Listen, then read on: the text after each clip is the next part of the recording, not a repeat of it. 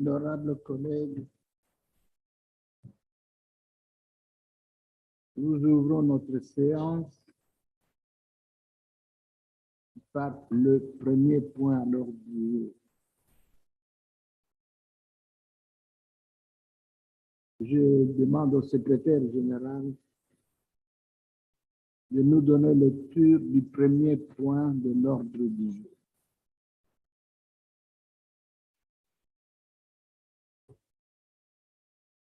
Motion for the adoption of the SADC model law on public financial management.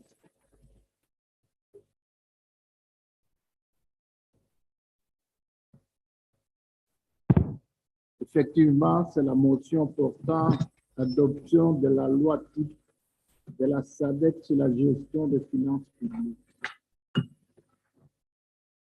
À cet effet, je demande à l'honorable, à la honorable présidente Nelly d'introduire la motion. Thank you, Mr. President. I rise to give notice that I'll be moving a motion today, which is entitled that the 51st Plenary Assembly do adopt the SADC model law on public financial management. Thank you, Mr. President. Merci, honorable. Quelqu'un appuie-t-il la motion? Y a-t-il un collègue qui soutient la motion?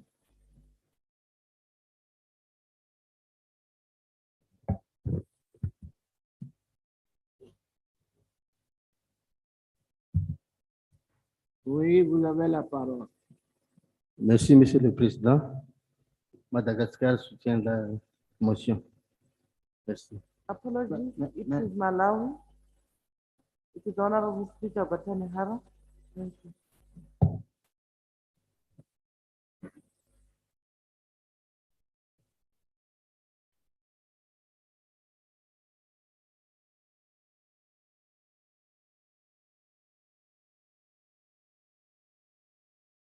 Apologies, Honorable Speaker, we are unable to get your audio.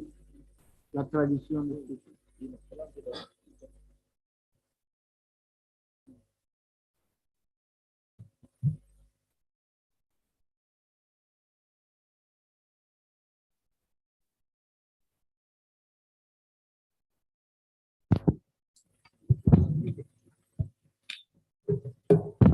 Good morning, Mr. President.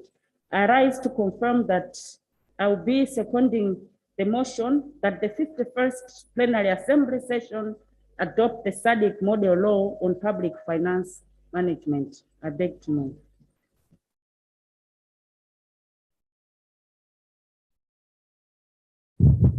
Chers collègues, la motion étant appuyée, en principe, je devais donner la parole à l'honorable Nelly, mais nous avons l'expert en ligne. En raison de caprices de la technologie, comme il est en ligne, acceptons de lui accorder la parole pour qu'il nous développe la philosophie de cette loi qui fera l'objet de l'examen au cours de cette séance et qui a été introduit déjà. Suivons les explications de l'expert.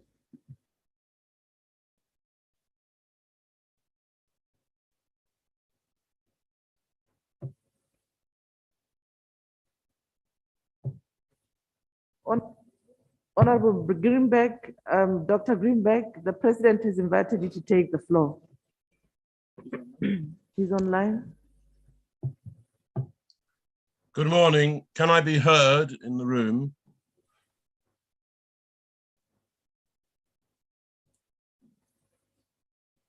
ICT, are we there? Can I be heard in the room?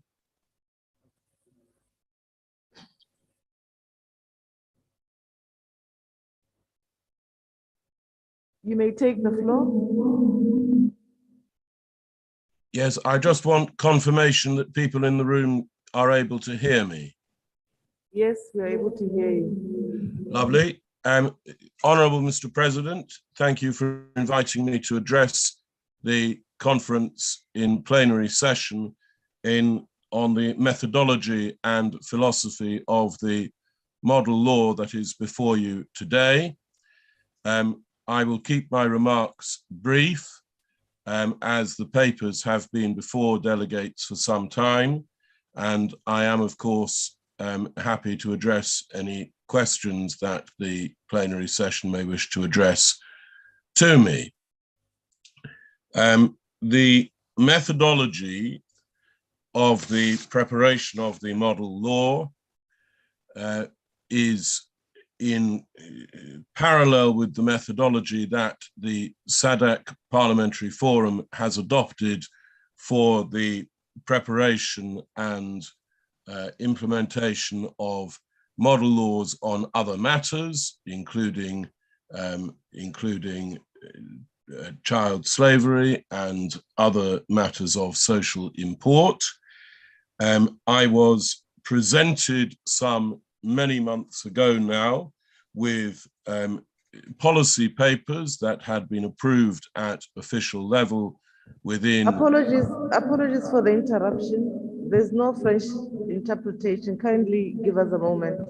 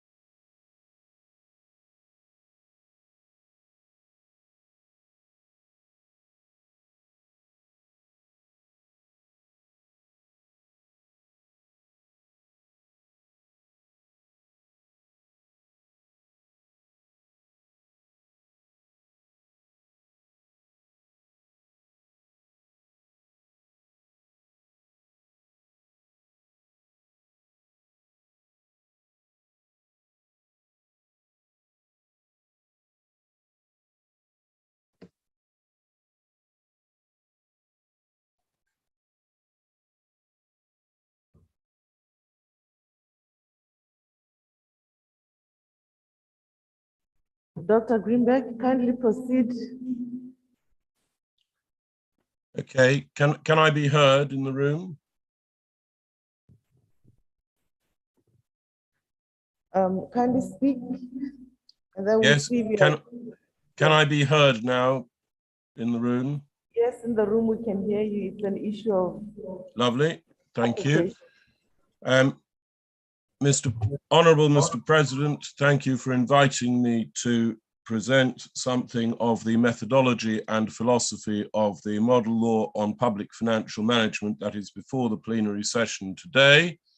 I will keep my remarks brief, as the papers have been before delegates for some time, and I will, of course, be happy to answer questions that arise during consideration of the model law. The methodology of the preparation of the model law was in parallel with and followed the methodology adopted for the preparation of other model laws adopted by SADC Parliamentary Forum, including those relating to child slavery and other related social matters. The process began well over a year ago now, with my being presented with policy papers that had been approved within the SADC Parliamentary Forum and by the technical working group, to which I will return in a moment. Those policy papers were presented to me to be refined into a first working draft that could be presented to subject experts internationally to refine and approve the policy and its implementation in the draft. Honourable Mr. President, the technical working group was appointed to combine the expertise and experience of members, of honourable members and professional experts from within the SADC jurisdictions, and also to engage appropriate expertise from a range of public financial management experts around the world in a number of different jurisdictions. Broadly speaking, the aim was to ensure that the model law reflects and is accurate for the circumstances and political, social, and economic context of SADC jurisdictions, while also representing and reflecting international best practice in relation to the matters addressed. This is a combination to which I will return when I address the question of domestication and implementation in a few moments. The working group convened on a number of occasions to make comments on the draft as it developed, and following each meeting or set of comments made on the papers by members of the working group, I produced an additional iteration of the developing draft. Following approval from internally within the working group and approval internally within the SADC Parliamentary Forum Secretariat, the draft was exposed for consultation in a wide series of consultation forums, each of which was aimed at a different sector. The papers in front of honourable delegates today set out the full list of consultee sessions. They included parliamentary forums from parliamentary committees from different SADC member states, attorneys general, accountants general, auditors general, a wide range of third sector organizations that will be responsible for influencing the public financial management process. And in general, the aim was over a series of around 20 public sessions to ensure that no representations from interested groups were overlooked.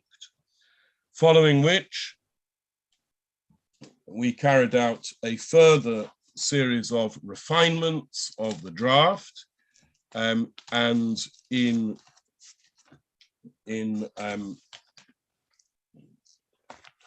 March of this year, we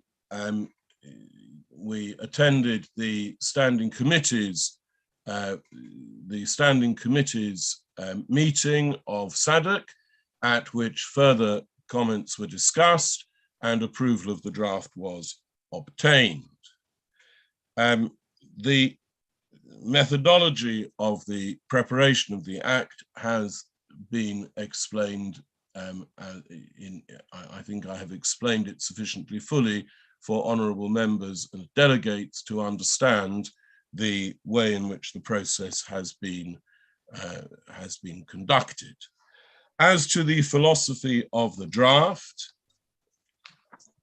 it is important to begin by stressing that this model law has been designed in the same way as other model laws to combine a degree of uniformity around which the SADC member states can all coalesce, together with the necessary, extremely necessary, flexibility for each member state to implement the model law in a way that properly reflects the economic, political, and social circumstances and requisites of the jurisdiction concerned. Honorable President, it is important to emphasize that model laws necessarily involve a degree of compromise between uniformity that presents common standards that can be embraced and implemented throughout the regions, while ensuring that the political autonomy, the economic autonomy and arrangements of each jurisdiction are given their fullest respect and effect.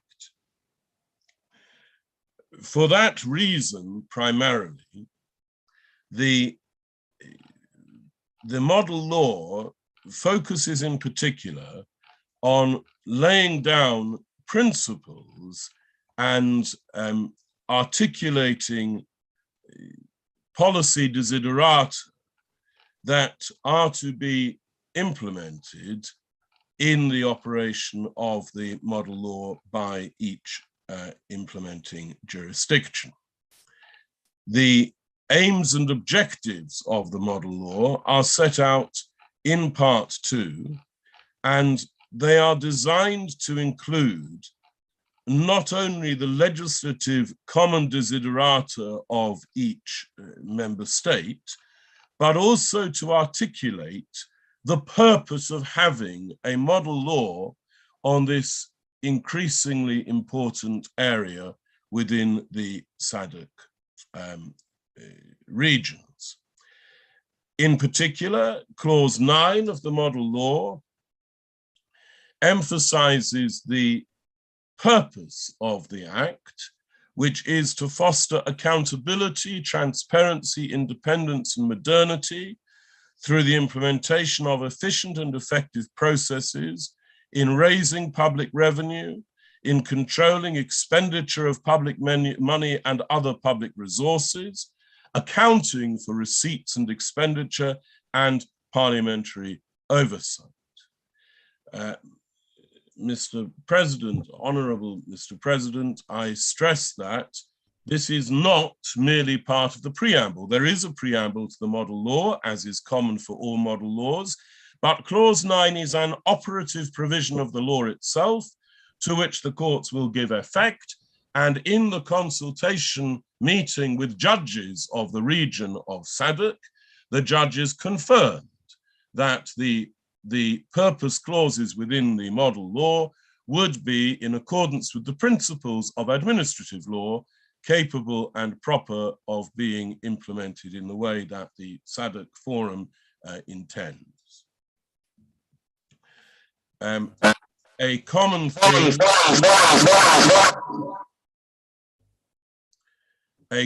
theme during the consultation exercise was the need for the citizens of SADC states to be able to be satisfied that the desiderata adumbrated in the model law were real and had real world impact on a day-to-day basis. For that reason, Clause 10 mandates the implementation of measurable outcomes in relation to the optimization of public revenue, the prevention of unauthorized expenditure, the prevention of illicit financial flows, that being a topic to which the consultation forums returned repeatedly, illicit financial flows being a core policy issue for law enforcement in the SADC region, sustainability for future generations, and the accountability and oversight of Parliament. Clause 10 requires the operation of a scheme of measurable benchmarks for testing success in achieving those outcomes. Clause 11, and honourable delegates will be relieved to hear that I am not proposing to go through the entire model law seriatim clause by clause, but with your kind permission, Honourable Mr. President, I am going to spend a moment on two of the introductory clauses that set out the principles, because it is largely the principles of the model law that the plenary session today is being asked to approve in adopting the model law. Clause 11, therefore, articulates public financial management principles. It explains what is meant for these purposes by transparency, by accountability and participation, by oversight, by responsibility, and by sustainability. And those principles were refined at the urging of different representatives of different interests within the SADC region as the bill progressed. Clause 12 sets out the public financial management values and imposes an enforceable administrative law duty on public authority officials to demonstrate the public financial management values in the performance of those functions. Honourable Mr. President, I mentioned a moment ago the importance of domestication flexibility in the application of the model law. Clause 13, as well as a number of footnotes throughout the model law, expressly recognise that each state must implement it and domesticate it in accordance with the provisions of its own constitution.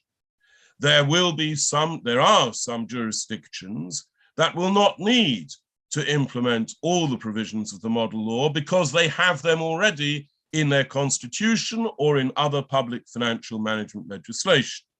And they will be expected simply to satisfy themselves that the matters addressed by the model law are already satisfactorily addressed by their constitution or by their other legislative arrangements.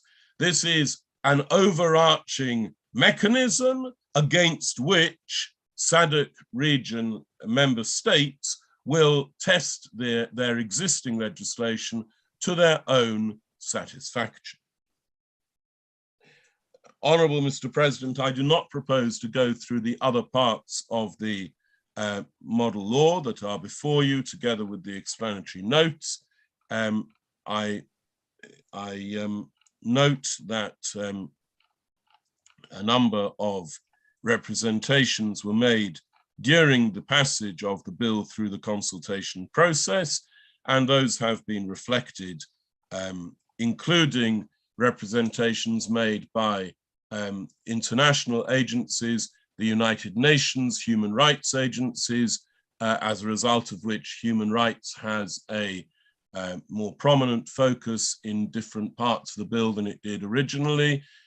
Similarly, sustainability, diversity and equality aspects of the bill are now strongly supported by specific provisions in relation to budget documentation and other matters.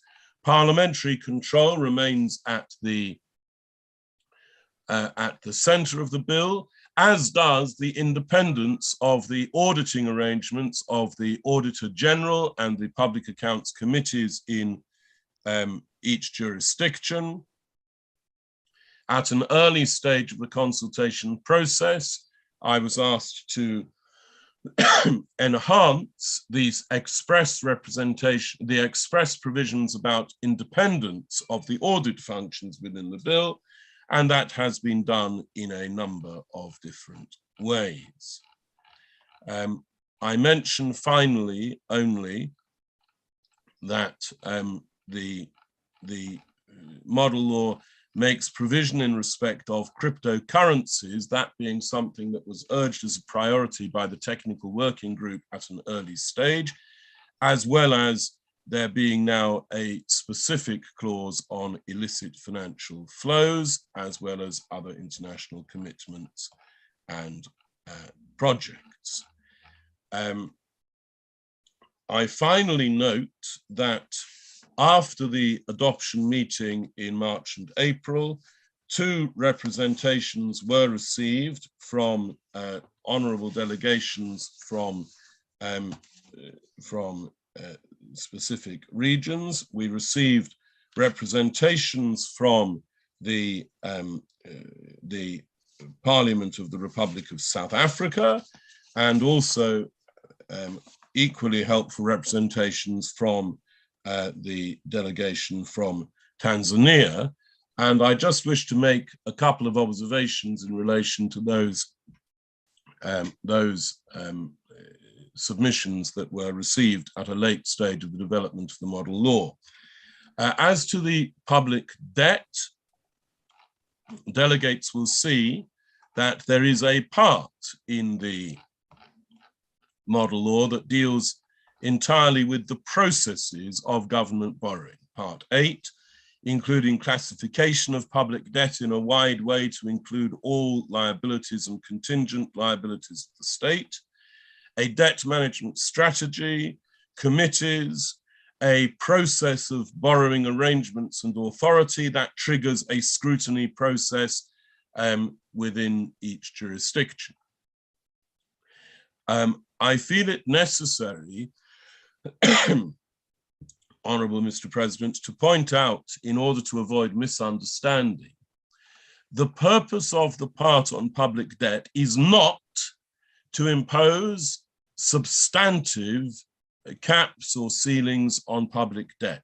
This is not a bill. The model law does not impose substantive controls in relation to any jurisdiction's debt arrangements, and that is not its purpose. It is about the process. So the ceiling limit articulated in clause 91 triggers an enhanced scrutiny process. It doesn't prevent debt from reaching particular levels. It mandates scrutiny and enhanced scrutiny by reference to the processes set out in the model law, part 8. This reflects the importance that different SADC regional states have expressed in relation to controlling and managing public debt, each jurisdiction within its own constitutional, political, and economic arrangements. Finally, I mention, in relation to the observations made by Tanzania, that there are a number of ways in which the model law provides flexibility through the use of regulations. Those have been changed considerably in the course of the consultation on the draft model law. They remain, in relation to some of the core provisions, the ability for the executive to enhance arrangements or to provide additional detail through regulations, all subject to the control and oversight and scrutiny of the parliamentary scrutiny authorities, including the Public Accounts Committee or equivalent. Those are an important part of the flexibility for the domestication and implementation of the model law. They ensure that each jurisdiction will be able to match the implementation and enforcement of the model law to its own legal, constitutional, political, and economic context. Honourable Mr. President, I hope I have obeyed your injunction to provide an oversight of the philosophy and methodology of the model law, and I hope that I have dealt with the issue in a way that allows honourable delegates to understand the nature of the motion before them today.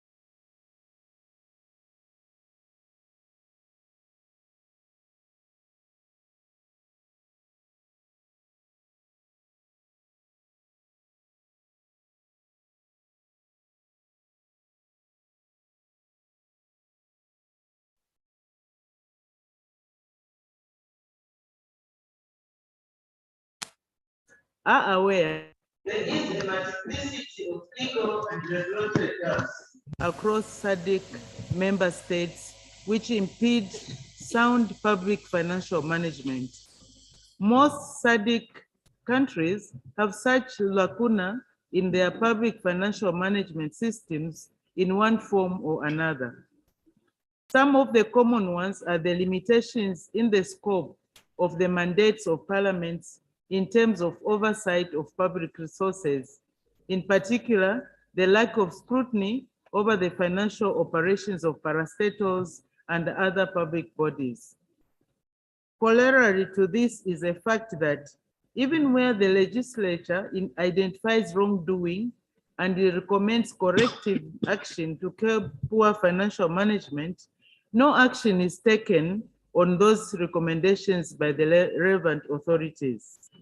Mr. President, another common shortcoming in PFM is a number of SADC member states legislative frameworks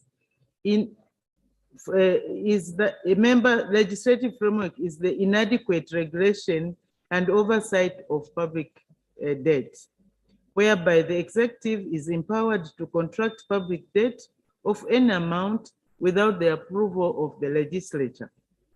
Closely related to the challenge of inadequate parliamentary control on public debt is the fact that in many SADC countries, there is no cap on the value of public contracts that can be entered into by the executive without parliamentary approval. While it is, of course, legitimate for the executive to contract debt, the issue is when debt once taken binds successive governments, often for 20 to 30 years ahead. Such contracts often culminate into an increase in debt service obligations well beyond the term of office of the contracting regime. And this can amount to an undermining the very foundation of the democratic ethos of the state. Furthermore, Mr. President, in many SADC member states, there is no requirement for national budgets to be performance-based, and therefore, no performance indicators are articulated, which is a challenge for monitoring and evaluation by the legislature. Similarly, nexus between the national budgets and member states' international commitments are also not clearly articulated in most cases. Additionally, in many instances, there is excessive utilization of supplemented budgets to finance expenditures which should ordinarily have been foreseen and budgeted for. This means that such expenditures escape the legislative and public scrutiny that they should be subjected to through normal democratic process. Mr. President, in the face of these glaring loopholes and the challenges associated with them, the role of legislation in PFM comes into sharp focus. With this in mind, and cognizant of the fact that only the legislature is bestowed with the necessary authority to interrogate the executive as regards the execution of public functions and the expenditure of public funds, the 46th Plenary Assembly resolved to develop this model law on PFM. In this regard, it is notable that Parliament also have exclusive jurisdiction to enact the necessary legislation to regulate the manner in which public resources are utilized and managed, as well as to demand accountability from those charged with the management of those resources. Above all, legislators are mandated to represent the ordinary citizens, the taxpayer, who is also the user and beneficiary of public services procured via public expenditure through the implementation of public programs and projects. Mr. President, all the provisions of this model law are intended to help our respective member states to strengthen their PFM systems through strengthening the parliamentary oversight of these systems, and the provisions ought to be of great interest to every honorable member of parliament, whether present here and even those who may not be present. It is also notable that the SADC model law on PFM is the first of its kind globally. No such model legislation exists anywhere else. This means that with this initiative, the SADC Parliamentary Forum is a pioneer, and we expect other regions to follow suit. In addition, I wish to highlight that this is the first model law in the world which seeks accountability of the executive on the implementation of regional commitments, such as those in the African Charter on Human and People's Rights and Africa Agenda 2063.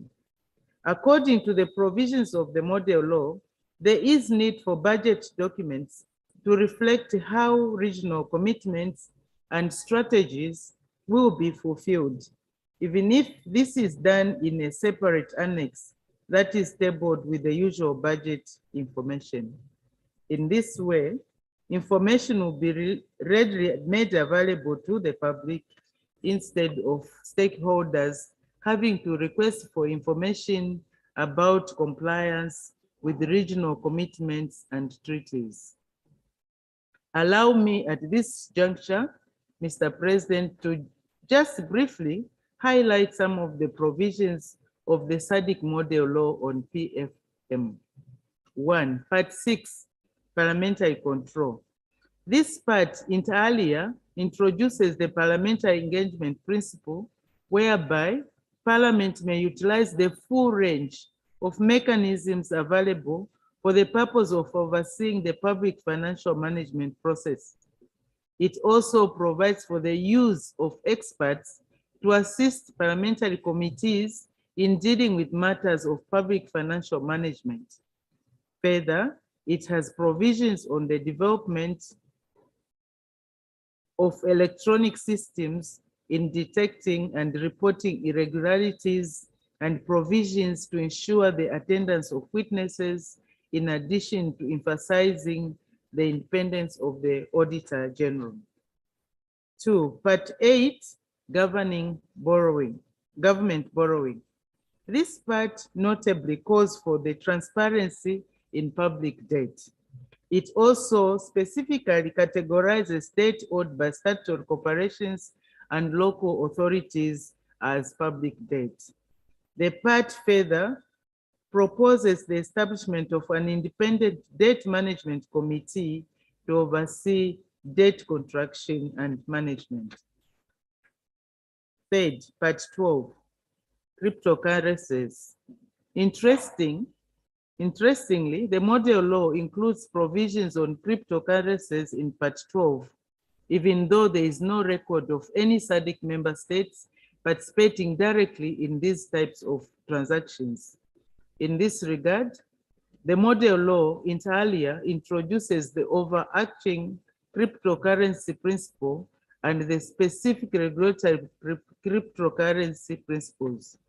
In particular, it states that the overarching cryptocurrency principle is the importance of securing a transparent and verifiable regulatory framework for the future development of cryptocurrency sector. Mr. President, the Assembly would note that these are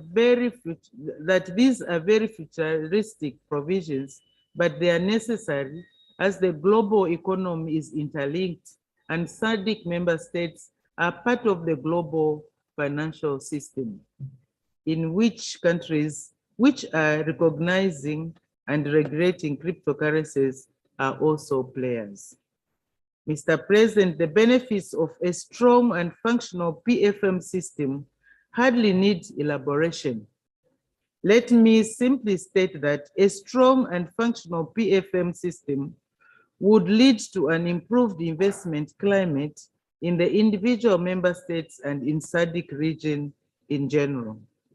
As we all know, an improved investment climate attracts private capital nationally, transnationally, and internationally. On the contrary, a weak or non-functional PFM system opens doors for fraud and corruption and other forms of transnational or cross-border organized crime, and ultimately discourages investment. With reduced investment, the impact on the national treasury can be telling.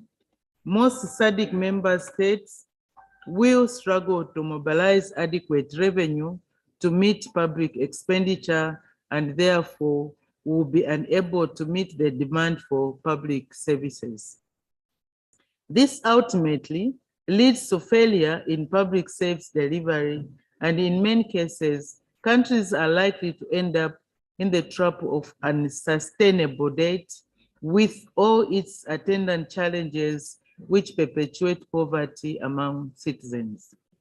It is therefore in all our interests as representatives of the citizens of SADC to champion the clarion call for the domestication and implementation of this model law in our respective jurisdictions in accordance with our respective constitutional arrangements. Once domesticated, the provisions of this model law shall enable legislatures to effectively perform their oversight role on public finances and push for the progressive realization of the rights of their constituents. As we all know, no matter how good a piece of legislation may be, it is of no value to its intended beneficiaries if it's not implemented. Mr. President, in winding up, I am delighted to inform this August Assembly that the development of the SADC model law on PFM has chartered a decidedly democratic path of inclusiveness and leaving no one behind. In this vein, it is gratifying to note that the forum reached out to different stakeholders whose submissions have since been taken into account in finalizing the model law. This was done in order to incorporate divergent views and best practices in the model law.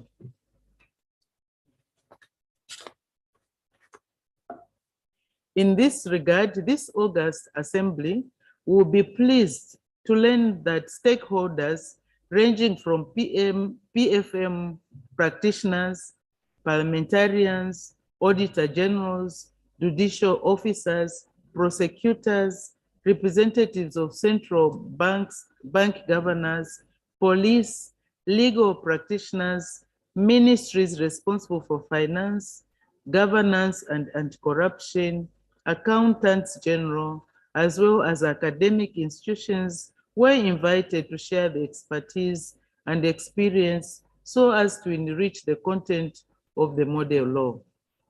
Also invited to make submissions on the model law were representatives of civil society organizations and donor and interparliamentary organizations. Members of general public were also encouraged to submit their input into the important process. All in all, close to 1,000 individuals from all walks of life participated in the consultative process on the SADC model law on PFM. The consultations were followed by a validation process during which the standing committees of the forum and the Regional Women's Parliamentary Caucus, RWPC, convened in a joint session and pored over the draft model law, examining it clause by clause, and gave their seal of approval to each provision. This process serves to enforce the resolve of the forum to remain a flag bearer in the SADC region as far as regional integration and democratic governance is concerned, in keeping with the strategic objectives of the period, for the period 2019 to 2023. Mr. President, let me end by recording my gratitude to all the stakeholders who took part and time off their busy schedules to participate in the process of developing and refining this model law on public financial management.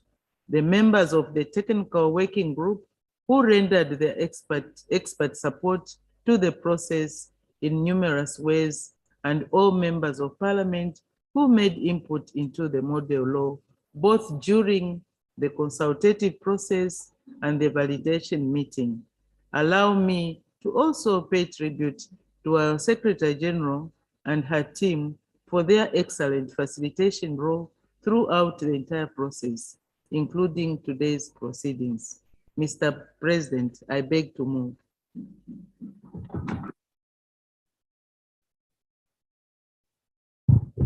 Merci. Merci, honorable Nelly. À présent, j'invite l'honorable Catherine Gotani Ara, présidente du Parlement du Malawi, à intervenir pour soutenir la motion. Thank you, Mr. President. Mr. President, I beg to second the motion so ably moved by the Right Honorable Nelly Putete Kashumba Muti MP, a Speaker of the National Assembly of Zambia, that the 51st Plenary Assembly do adopt the SADC model law on public finance management.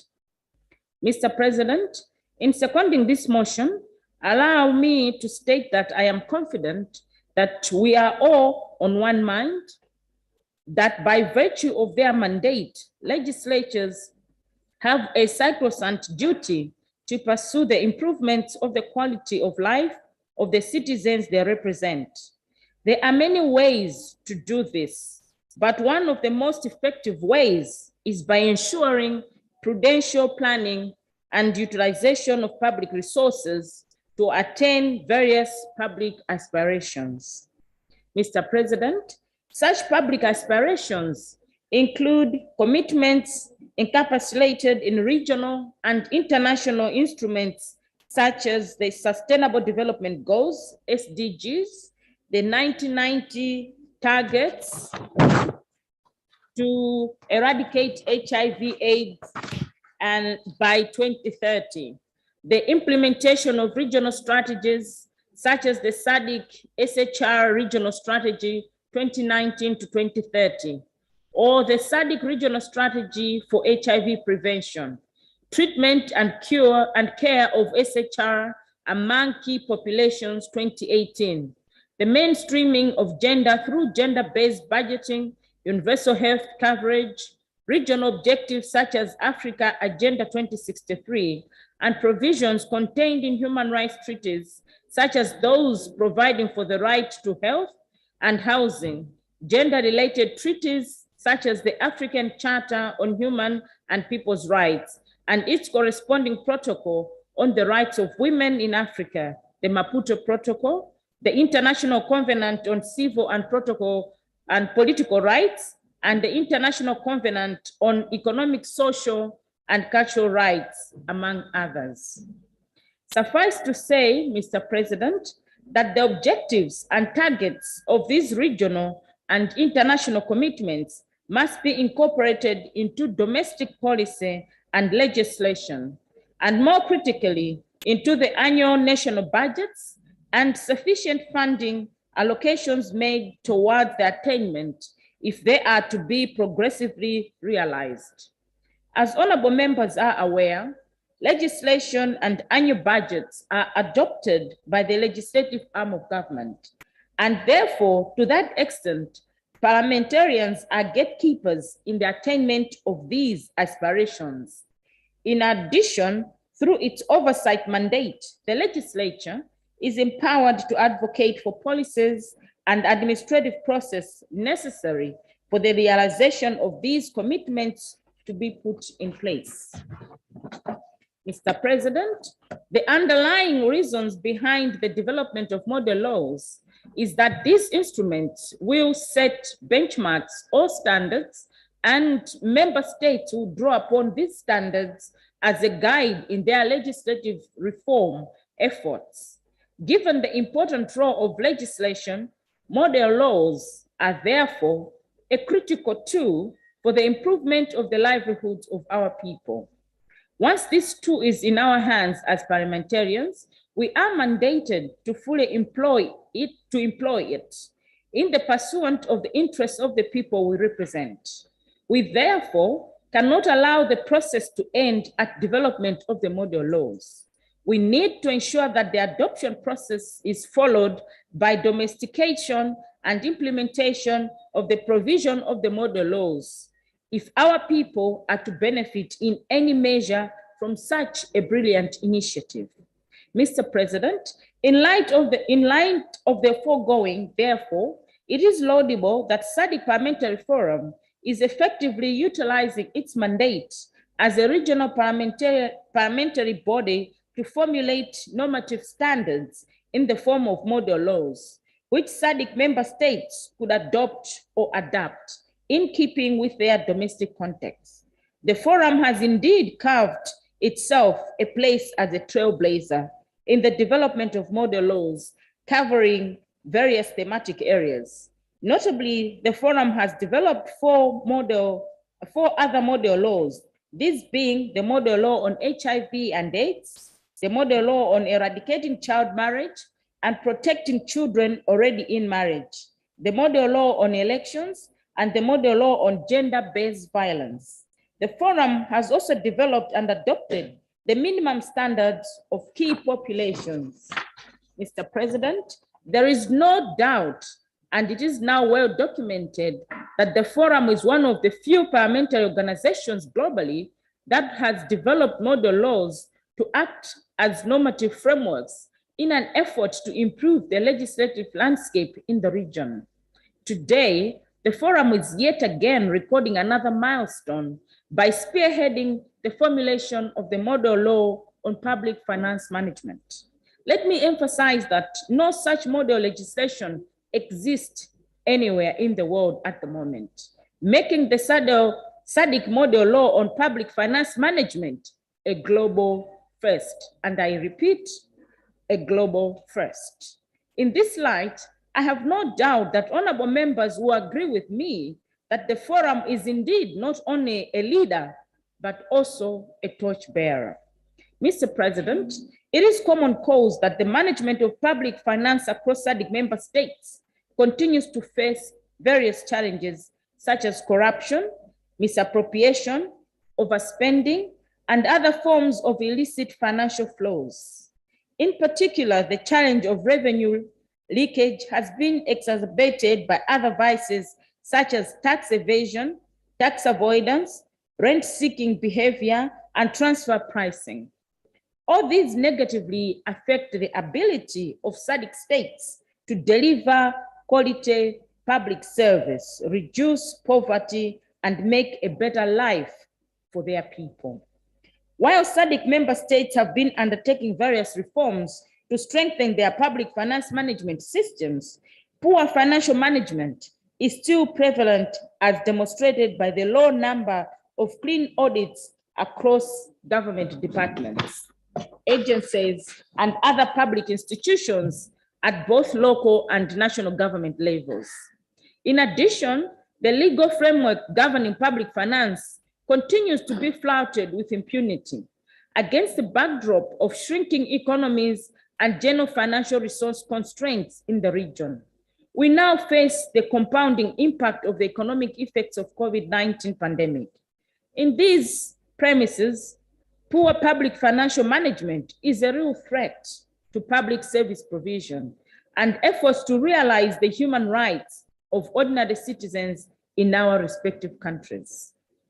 Mr. President, as regards the way forward, I think I preach to the converted when I say that it is our responsibility to speak for the voiceless masses and advocate with our respective governments for the domestication, wholly or in part, of the contents of the SADC model law on public finance management once adopted by the Plenary Assembly.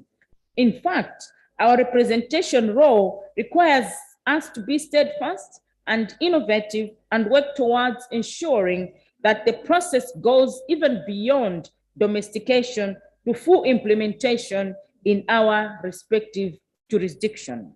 As I conclude, let me simply echo the thanks by the mover of the motion for the extensive work done by all who participated at various stages to ensure that the SADC model law on PFM sees the light of the day and is presented for adoption in the form that it is today during the 51st Plenary Assembly.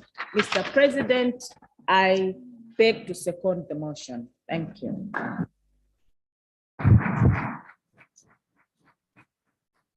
Merci, honorable présidente Botani, pour ce soutien à la motion. Honorables membres et chers collègues, comme nous l'avons déjà indiqué, la loi type sur la gestion des finances publiques a été élaborée conformément à la décision de la 46e Assemblée plénière dans le but de renforcer les régimes de gestion des finances publiques des États membres de la SADC. Il s'agit de la première loi type de ce genre au monde et elle est donc novatrice. La loi type sur la gestion des finances publiques fournit des outils de référence législative essentiels aux parlements nationaux dans leurs efforts visant à consolider le pouvoir de contrôle et de surveillance des parlements de la SADC sur les différents processus de gestion de finances publiques. Elle représente également une avancée majeure vers le renforcement de la dynamique démocratique en encourageant l'intégration de la vision 2050 de la SADC, de l'agenda 2063 de l'unité africaine et des objectifs de développement durable dans le processus budgétaire. La loi type a été validée par la séance conjointe des comités permanents du Forum parlementaire de la SADC et du caucus régional de femmes parlementaires le 28 et le 29 avril 2022. Et elle est donc soumise aujourd'hui à cette 50e Assemblée plénière pour approbation et adoption. Pour que nous soyons systématiques,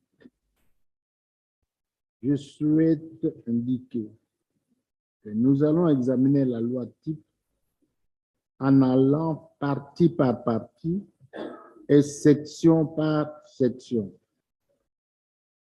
Toute proposition d'amendement doit être guidée par l'article 32, points 3 et 4 du règlement de procédure qui prévoit ce qui suit. Le point 3. Lorsqu'une motion est examinée par l'Assemblée plénière, un amendement peut être proposé à la motion s'il est pertinent. Le point 4 de l'article 32 précise: les présidents exigent qu'un amendement proposé et appuyé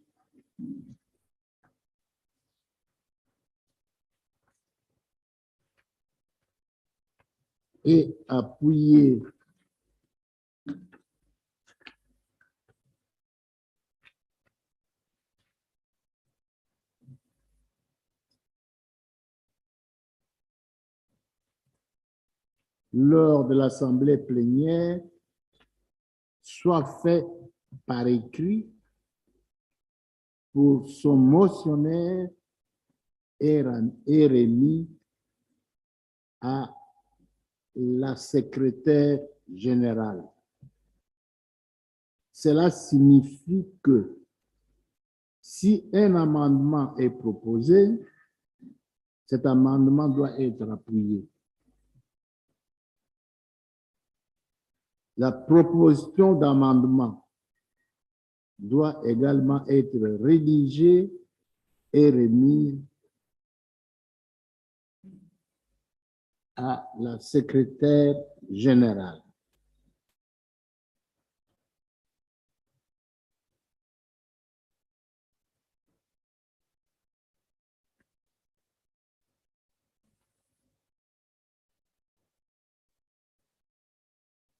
Cela signifie que lorsqu'un amendement est proposé sur une disposition, il est examiné pour adoption par l'Assemblée plénière avant de passer à la section suivante. Par ailleurs, je tiens à vous informer, honorables membres, que j'ai invité le rédacteur juridique, M. Daniel, qui venait de prendre la parole, grandeur, à assister à la séance par vidéoconférence pendant que nous examinons la loi type, de sorte que chaque fois que le besoin s'en fera sentir, je ferai appel à lui pour répondre à toute question technique soulevée par les honorables membres. Il nous a parlé, il a présenté la méthodologie et la philosophie. Donc, certainement qu'il est encore en ligne, si besoin, et on fera appel à lui.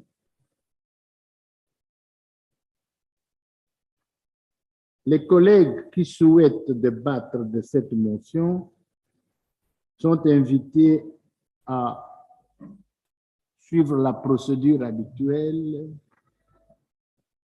lever la main pour se faire inscrire, décliner votre nom et celui du pays pour permettre à notre équipe du secrétariat général de présenter un procès verbal précis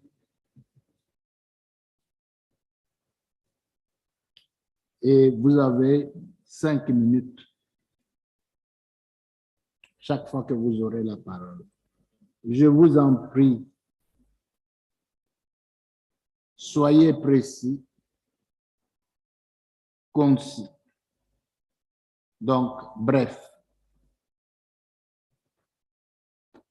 Non, je vais demander au service technique, quand les 5 minutes sont terminées, on coupe le micro.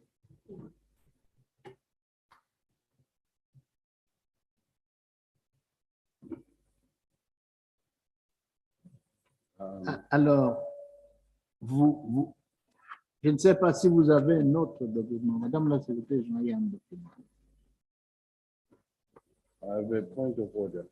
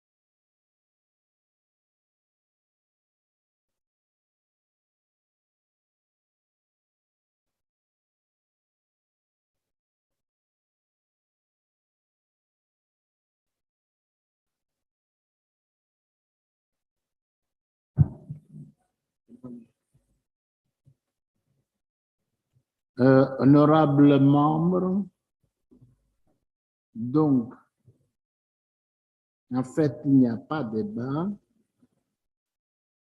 Ceux qui ont des amendements vont demander la parole. Et Madame la secrétaire générale va lire la loi partie par partie.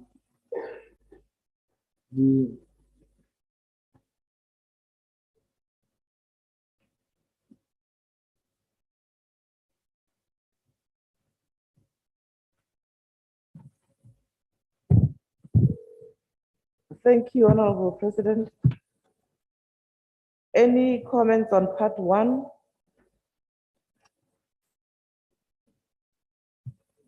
Mais il faut expliquer. La première partie comprend que... Ah.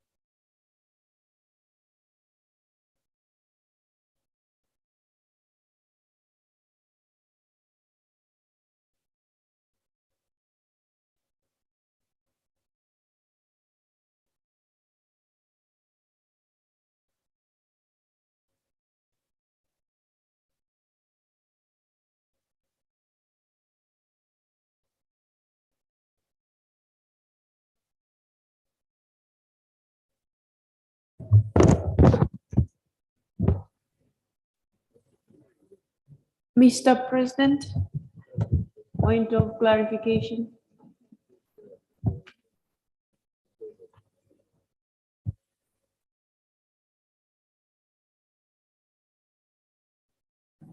Alors, la première partie, c'est justification et objectif.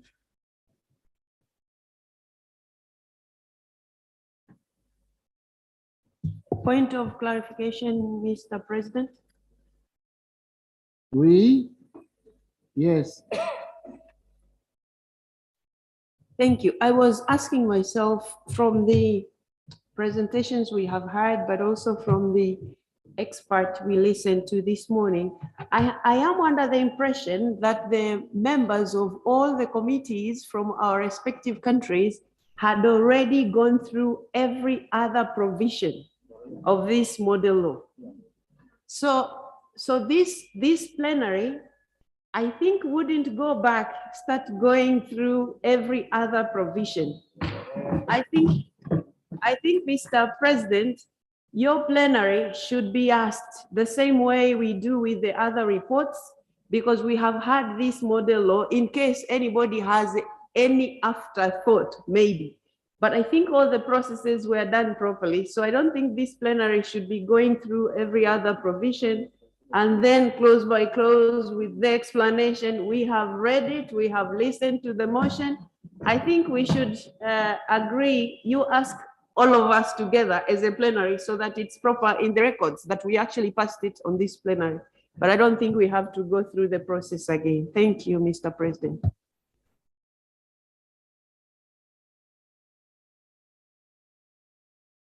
D'accord, nous sommes d'accord avec la proposition. OK.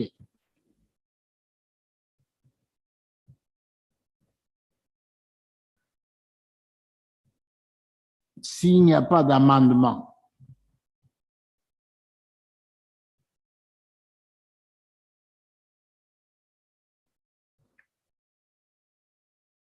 Madame la secrétaire générale.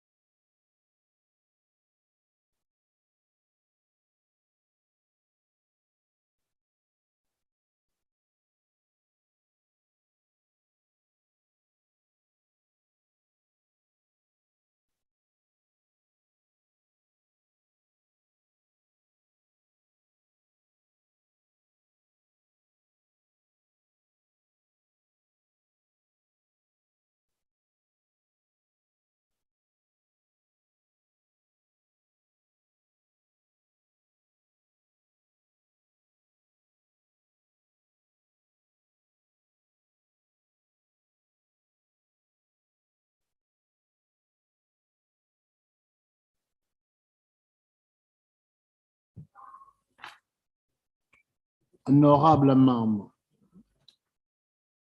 s'il n'y a pas d'amendement, nous adoptons la loi.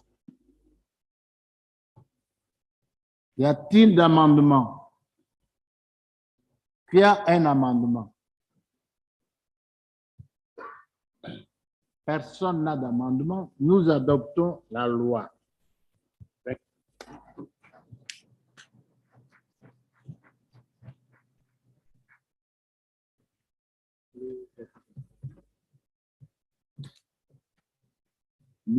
Par ces applaudissements, la loi type de la SADC sur la gestion de finances publiques est dûment adoptée.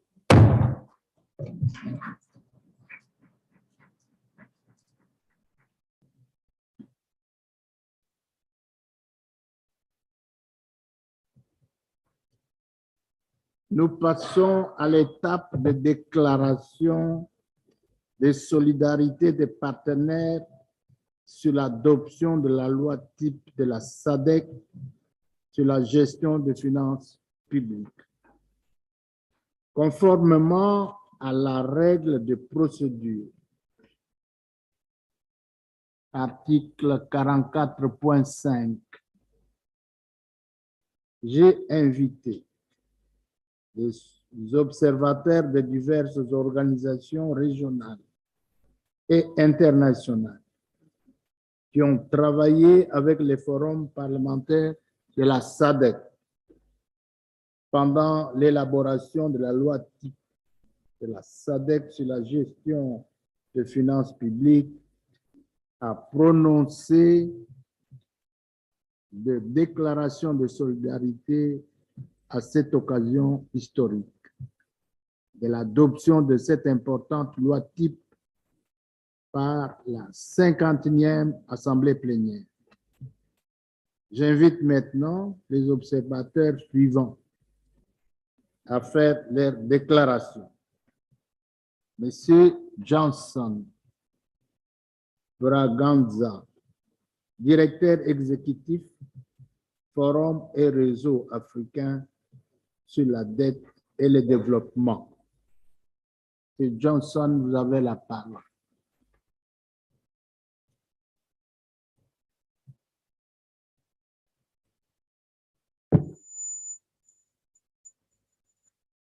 Merci.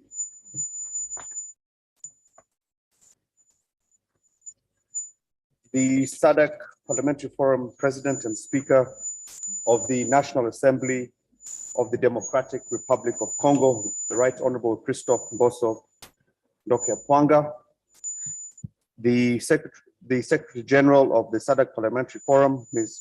Buemo Sekgoma, honorable members of Parliament from the SADC region, distinguished honorable representatives from the East African Legislative Assembly, the ECOWAS Parliament and the Pan-African Parliament, representatives of delegations, all protocols observed, good morning. I begin with first extending my deepest appreciation and thanks to His Excellency Lazarus Chakwera for his expeditious welcome to us all to the warm heart of Africa. Indeed, his rousing remarks filled the auditorium a few days ago across the corridor just over there with the warmth that emblazes the people of Malawi and that of Africa at large. We are grateful to you, Your Excellency, for hosting this 51st Plenary Assembly, which no doubt will be one to be remembered for the years to come, given its significance. I would also want to take a brief moment to extend my deepest sympathies and condolences to our sisters and brothers in Angola as they mourn the loss of His Excellency Dos Santos. Our thoughts and prayers are with you all during this difficult time. Honorable members of Parliament, the SADC Parliamentary Forum, this week marks a significant moment of time for this 51st Plenary Assembly. As we gather here in supporting the adoption of the SADC Regional Model Public Financial Management Law, for which I congratulate all of you and all of us for being part of. Just across the border, the African Union is hosting their mid-year summit, regional summit, where issues of debt and public finance are at the center of their conversations. Across the other side of the world, this morning, I had the pleasure of sitting at 5 a.m. on a panel that discussed in the margins of the G20 meetings, issues of public debt, issues of development finance. A few weeks ago, the G7 leaders met to discuss similar matters due to the turmoil arising from the Ukraine-Russia conflict, the pandemic and the climate emergency. And just a few weeks ago, our finance leaders were in Dakar, where they collectively called on global leaders to do more to support African countries in dealing with the multiplicity of crises afflicting our continent and our people. This includes increasing financial resources available to the continent to support recovery efforts, stemming illicit financial flows, a comprehensive debt relief program, and the adoption of a UN tax convention to reform the global financial architecture. Distinguished members, as our leaders are fighting on the global stage, I want to congratulate Madam Sekgoma for bringing the fight to the regional and national level in the Southern African region. Indeed, this regional model PFM law is the foundation on which the theme of this 51st Plenary Assembly will be achieved and boost our region and continent towards Agenda 2063. Ladies and gentlemen, the global COVID-19 pandemic was devastating to the entire world, a global event that is hopefully only experienced once in a generation. As difficult as the pandemic has been with its ensuing political, social, and economic crisis, it did demonstrate the centrality of Africa to the global trade, finance, and industry. Factories across the world ground to a halt due to their inability to access the vast resources of raw materials from our continent, to which you distinguished delegates have echoed throughout this 51st Plenary Assembly over the last few days. Citizens from across the world were not able to enjoy the splendor of our beaches and our national parks due to the travel restrictions, again underlying the kind of resources that we have and the revenues that can be generated from these activities. All these and much more cementing the central role that Africa plays in an ever globalized world. Honorable members of parliament, why do I mention these issues?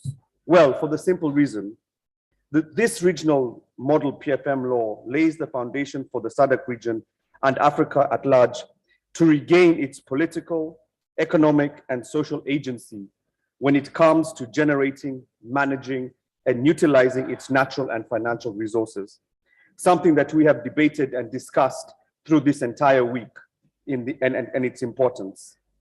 This law is the beginning of a journey towards attaining the ambitions of the Abuja Treaty in establishing an African financial architecture. We are on the precipice of history and taking back control of our destiny. When I was asked to deliver this solidarity statement, my first reaction was to spend time on the details and the specifics of the model PFM law and its importance. But I soon realized you, distinguished delegates, already know this. And you know this because you are adopting it and have adopted it. So this solidarity statement is intended to buttress the political and ideological wins this model PFM law is giving the SADC region, as well as the rest of the continent. Indeed, at the African Forum and Network on Debt and Development, where the organization I represent, we have a mantra that goes, Africa, the rule maker, and not the rule taker. And it is a moment like this, here today, a few minutes ago, where we have demonstrated in adopting this model law that we are indeed rule makers and not rule takers. And for this, I congratulate you all as comrades, as members of parliament, and especially under the stewardship of Madam Secretary General Segoma for making this moment happen. Honorable members of parliament, as you have adopted this regional model PFM law, we as civil society organizations ask, therefore, for an expeditious domestication and an adaptation of the law at member state level.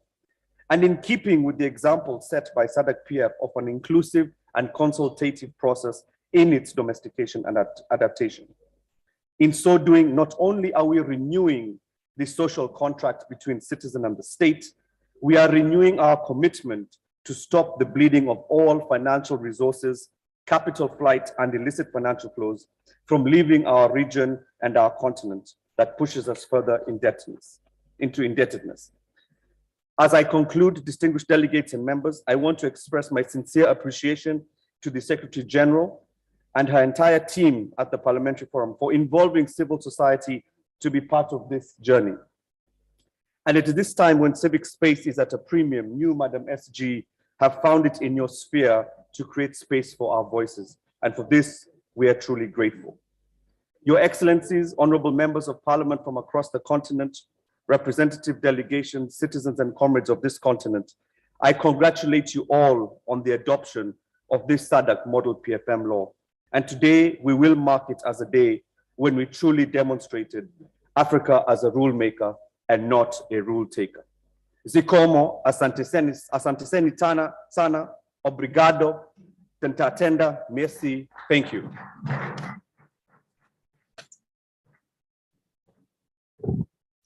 Merci, merci, Monsieur Johnson, merci.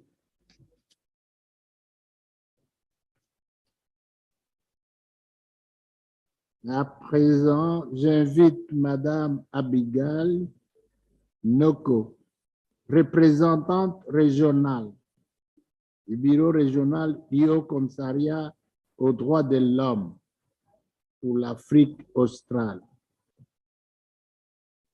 Ce message est enregistré et j'invite maintenant l'équipe informatique pour nous faire écouter le message enregistré.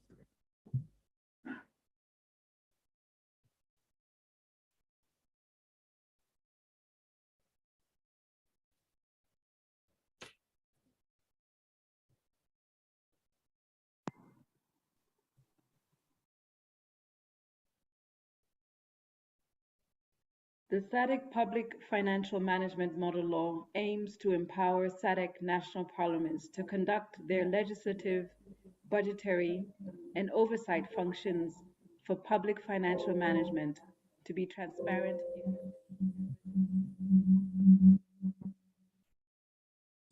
The Office of the High Commissioner for Human Rights wishes to commend the SADC PF for this innovative and important initiative.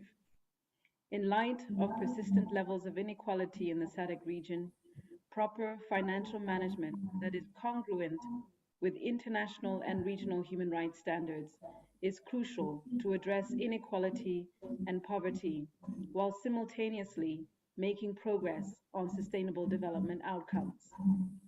It is our hope that in its application, the model law will recognize international and regional human rights commitments of SADC member states and the interconnectedness of sound public financial management for the realization of human rights, Agenda 2030 and Agenda 2063. This will enable the mainstreaming of gender budgeting, the implementation of the Sustainable Development Goals, and the progressive realization of the fundamental human rights enshrined in treaties, including the African Charter on Human and People's Rights, and at the regional level, that is, and the International Covenant on Economic, Social, and Cultural Rights at the international level. Through seeking to ensure effective and transparent social spending through sound public financial management, the model law constitutes a pioneering regulatory framework through which international, regional, and domestic human rights and sustainable development commitments may be operationalized. In particular, the progressive realization of economic, social, and cultural rights. Progressive taxation, a benefit system, social sector public spending, and ring fencing of investment in social sectors is crucial for alleviating poverty, reducing high levels of inequality in the region, saving lives and sustaining livelihoods, and ensuring that no one is left behind. OHCHR wishes to welcome the opportunity that was provided to comment on the model law which were taken into consideration. It is commendable that the model law is underpinned by the foundational principles of transparency, accountability, and participation, and oversight, as well as the values of integrity, impartiality, professionalism, and responsiveness. It empowers duty bearers, such as parliaments, to discharge their international, regional, and domestic human rights and development commitments to the benefit of all its citizens, including those at risk of being left furthest behind. It also seeks to empower rights holders, including those marginalized and in situations of vulnerability, to express their agency and meaningfully participate in crucial budgetary processes. In its implementation, the model law must recognize the need to include the most disadvantaged or marginalized persons in the budgetary process, thereby operationalizing the non-negotiable sustainable development principle of leave no one behind. A human rights-based approach to public financial management holds real potential to help eradicate the scourge of poverty and inequality in the SADC region, and thereby achieve the sustainable development vision of a decent and prosperous life for all. I thank you.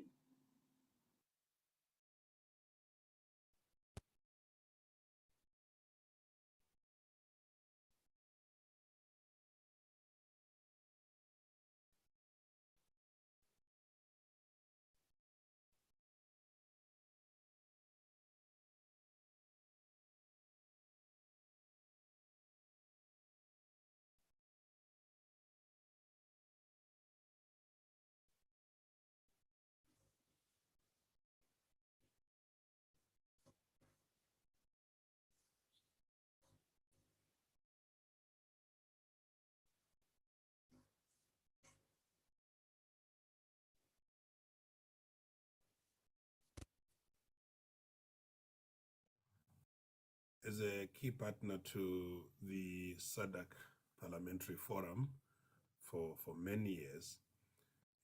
Amnesty International really congratulates the SADC Parliamentary Forum on the adoption of the motion on public finance management. The model law on public finance management is a step in the right direction in a region that is natural resources, but poor in human development. We also are a region that houses the higher number of countries in Africa on the Gini coefficient index with the highest levels of inequality. 6 of the most acutely unequal societies in Africa are to be found in our region. There ought to be a lot more that we can do beyond just promoting economic growth, because we know that economic growth is necessary but not sufficient for human development. And we also know that because of our resource endowment in natural resources, significant levels of revenues are being made from each of our countries that have natural resources. But pretty less is being demonstrated or shown for that wealth in natural resources. This is because of a number of problems, from tax leakages in the formal system to not getting significantly higher numbers of people paying taxes, including institutions. But at a larger scale, the region suffers from the problem of illicit outflows of money. Anything from missing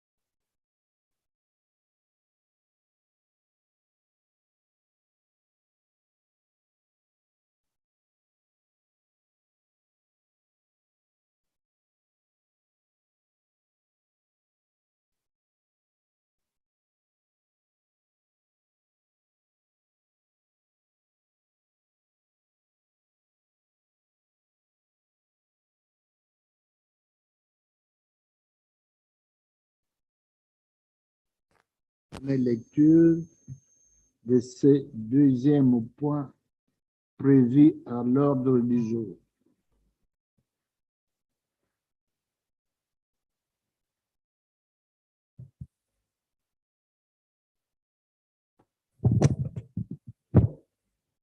Motion for the adoption of the report of the Regional Model Laws Oversight Committee.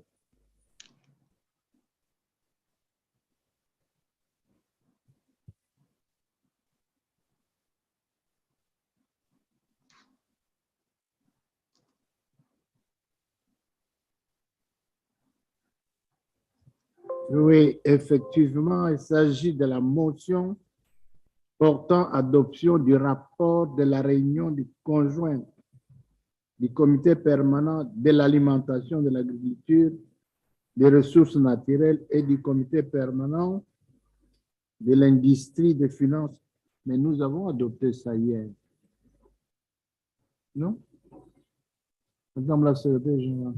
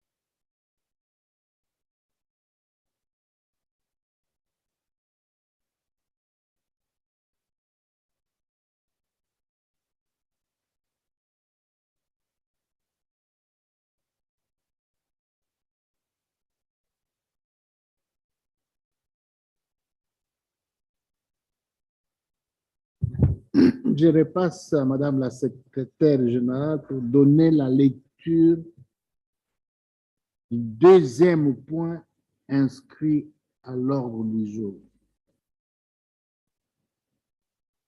Motion for the adoption of the report of the joint meeting of the Standing Committee on Food, Agriculture and Natural Resources and the Standing Committee on Trade, Industry, Finance and Investment.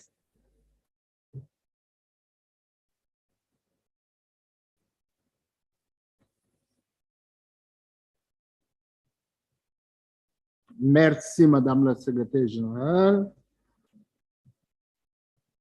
Il s'agit effectivement de la motion portant adoption du rapport de la réunion conjointe du comité permanent de l'alimentation, de l'agriculture et des ressources naturelles et du comité permanent du commerce, de l'industrie, des finances et des investissements. Il sera présenté par l'honorable Onani, président du comité permanent de la FANER.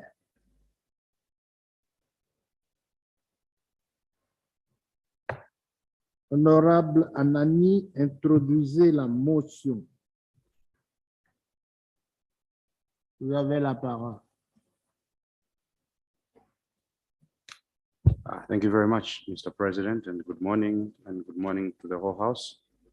I rise to give notice that today, Thursday, 14th of July, 2022, I shall move that the 51st Plenary Assembly do adopt the report of the joint meeting of the Standing Committee on Food, Agriculture and Natural Resources and the Standing Committee on Trade, Industrial, Finance and Investments. Thank you.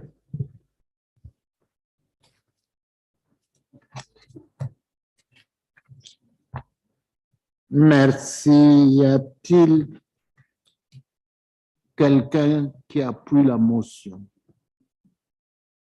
Vous avez la parole.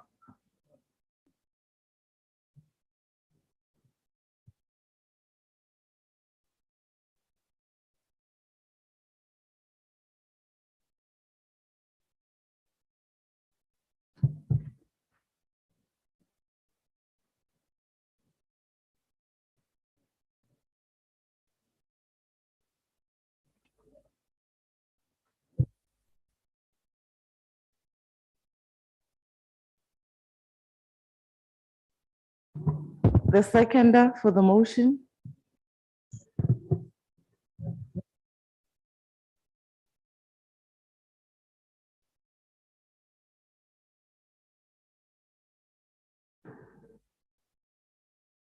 The honorable member is not present. Honorable Salishando.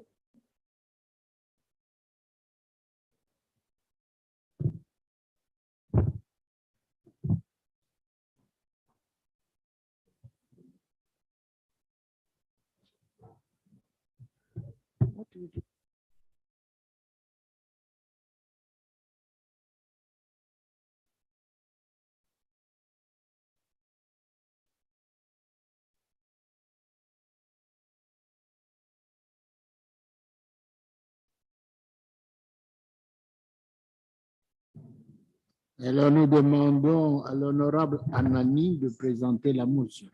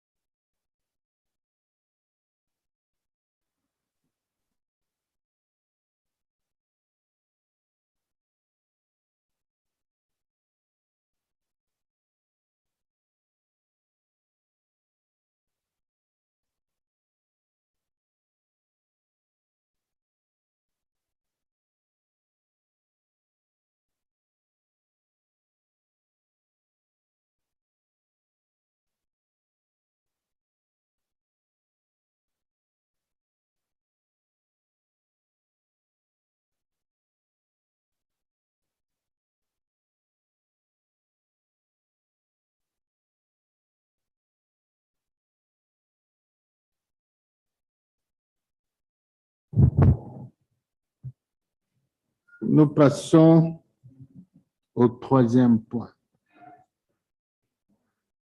J'invite Madame la secrétaire générale à nous donner lecture du troisième point.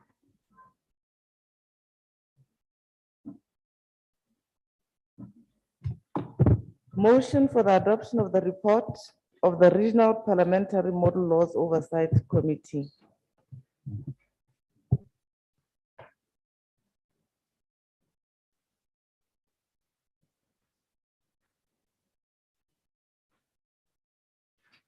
Merci. Donc, il s'agit effectivement de l'avis de motion pour l'adoption du rapport du comité régional de surveillance des lois type parlementaires qui sera présenté par l'honorable Ismaël Ndaïl Onani.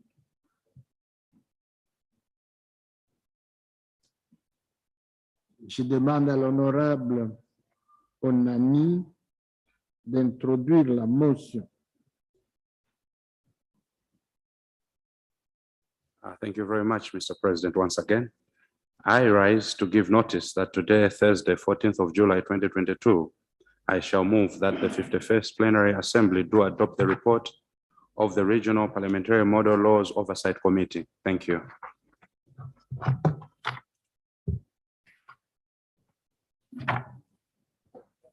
Merci, honorable.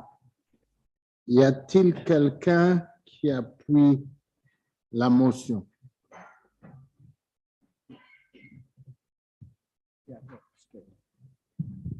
Mr. President, I do second the motion. Merci. Avec cet appui, j'invite l'honorable Anani à présenter les rapports. Thank you very much, Mr. President. Mr. President, I beg to move that this plenary assembly do adopt the report of the Regional Parliamentary Model Laws Oversight Committee to the 51st Plenary Assembly session of the SADC Parliamentary Forum, laid on the table today, the 14th of July, 2022. Mr. President, this committee draws its mandate from the Article 16, subsection 4 of the Constitution of the SADC PF and Rule 20, subsection 2 of the Rules of Procedure of the SADC PF. The committee met to consider the theme, improving public financial management in SADC, mapping the role of parliamentarians. The committee was privileged to benefit from experienced resource persons drawn from within the region. Sir, the findings of the committee, including recommendations arising from its interactions with the resource persons, are outlined in the committee's report. Allow me to merely highlight a few of the salient issues contained therein.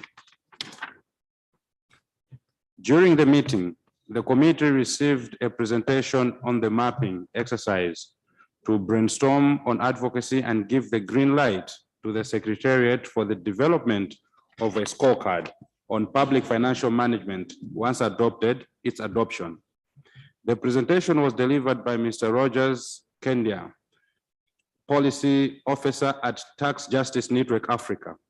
The committee also had the privilege of receiving a presentation on the scoping assessment of the SADC model law on elimination of child marriage and protection of children already in marriage and its implementation in East and Southern Africa.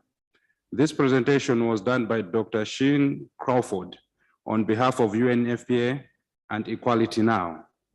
Following the presentation and deliberation, the committee agreed that the scorecard was an appropriate tool to be used at regional level in monitoring progress by the SADC member states as regards domestication and implementation of the model laws.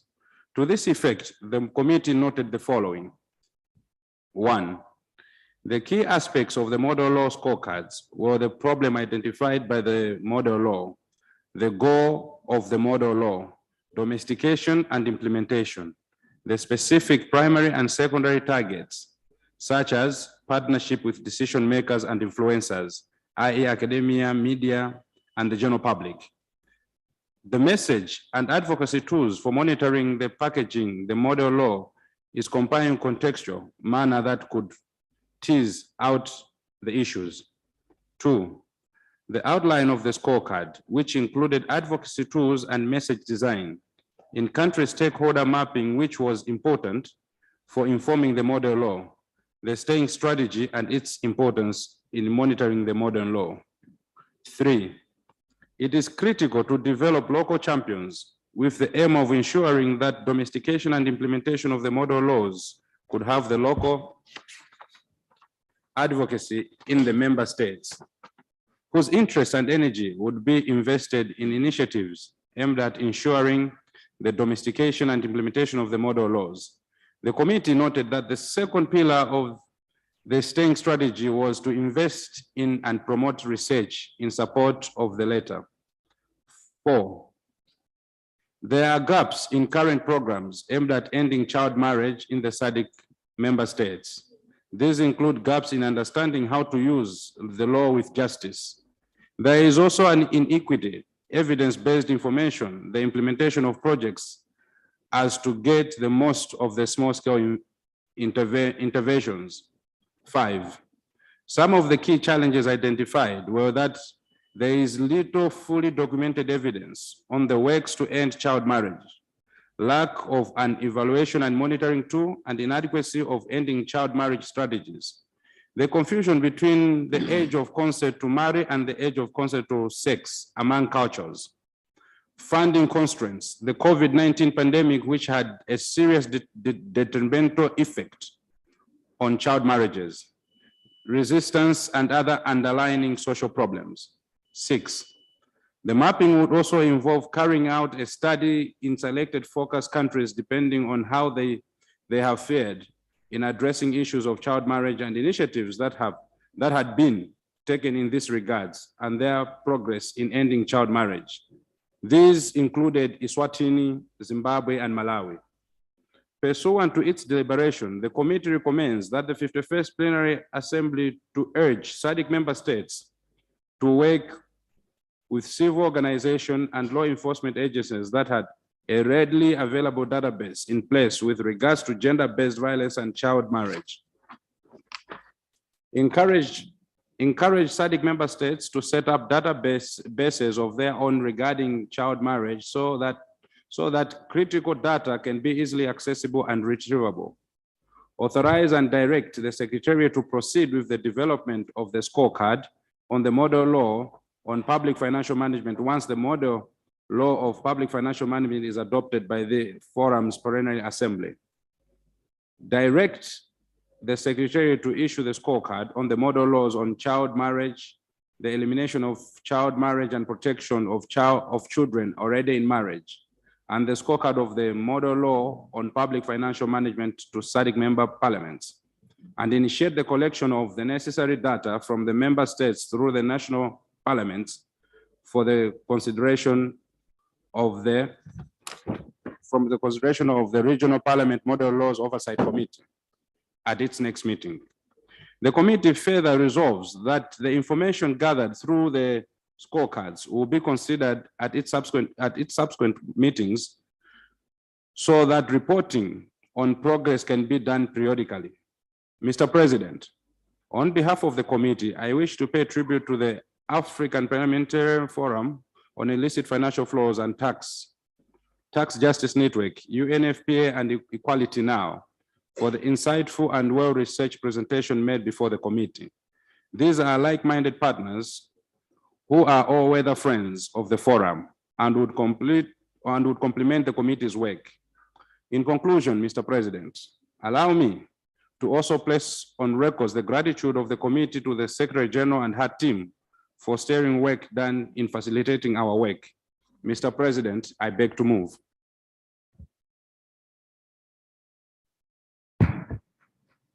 Merci, chers collègues.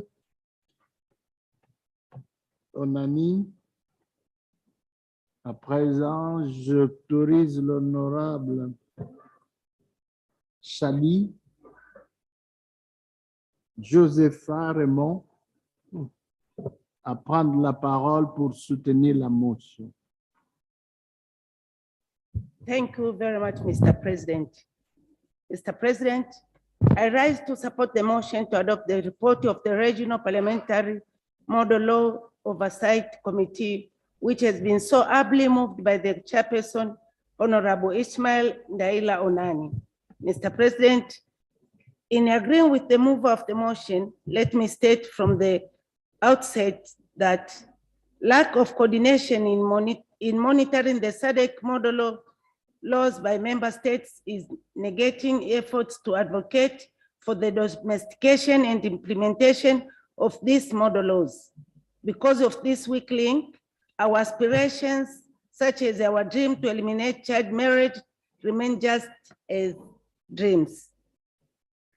Mr. President, I also echo the movers' sentiments that without the cooperation of members' parliaments in ensuring that they report back on progress made towards domestication of the model laws, it will be practically impossible for the committee to monitor the domestication of the model laws as it is now. Mr. President, I further agree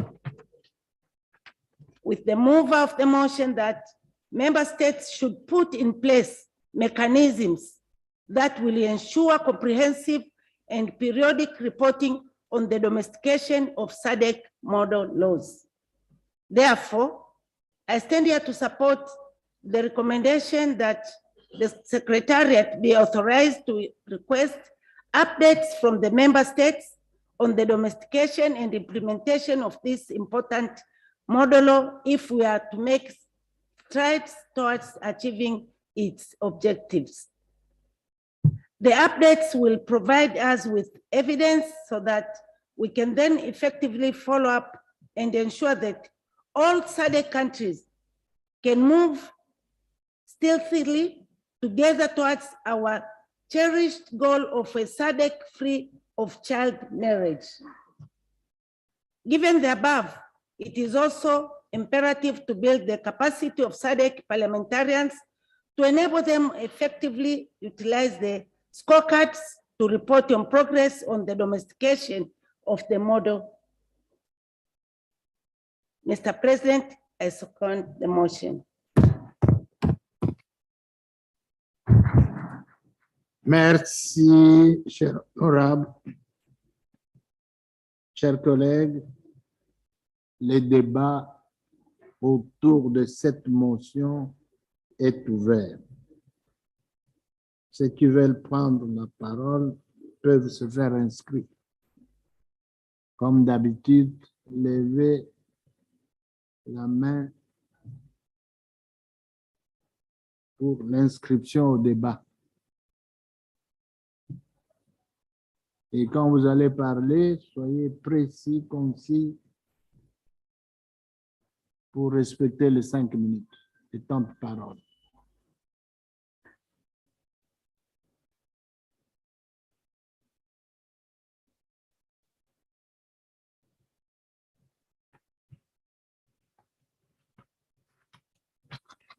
Je constate qu'il n'y a pas de mains levées.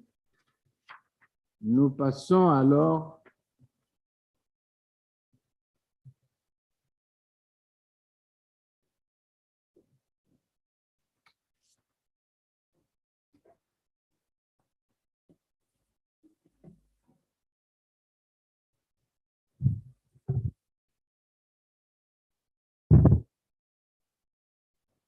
passons à l'adoption du rapport.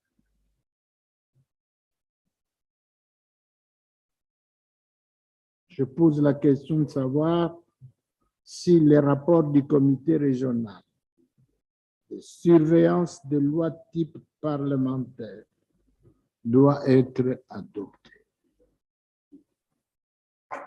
Vous n'applaudissez pas, comment?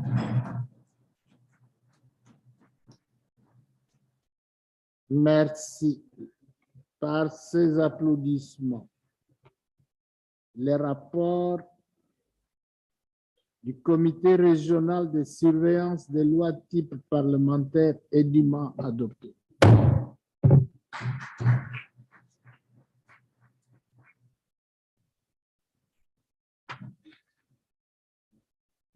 Nous passons au 5e point de l'ordre du jour. En fait, il y a 2 qui n'ont pas été examinés. J'invite Madame la secrétaire générale à nous présenter le point inscrit à l'ordre du jour. C'est 5e point.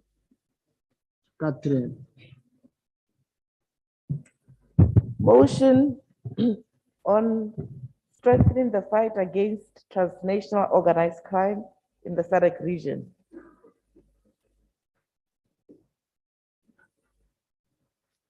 Merci, Madame la secrétaire générale. Effectivement, la motion porte sur le renforcement de la lutte contre la criminalité transnationale organisée dans la région de la SADC. À cet effet, je demande à l'honorable Seiso Joël Mohaïm de l'Afrique du Sud à introduire la motion. Thank you, Mr. President. I rise to give notice that on the 14th, I shall move that the 51st plenary do adopt a motion on strengthening the fight against transnational organized crime in the SADC region. So I move. Thanks.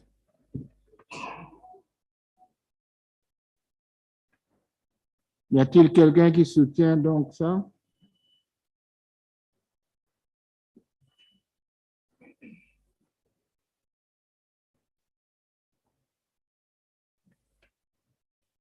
Quelqu'un appuie-t-il la motion? Honorable Sylvia Didot Christophe.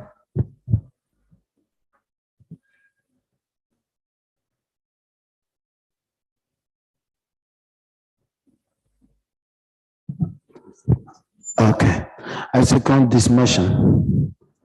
Thank you very much. Merci, chers collègues. Alors, j'invite le collègue, l'honorable Moaï, à présenter la motion.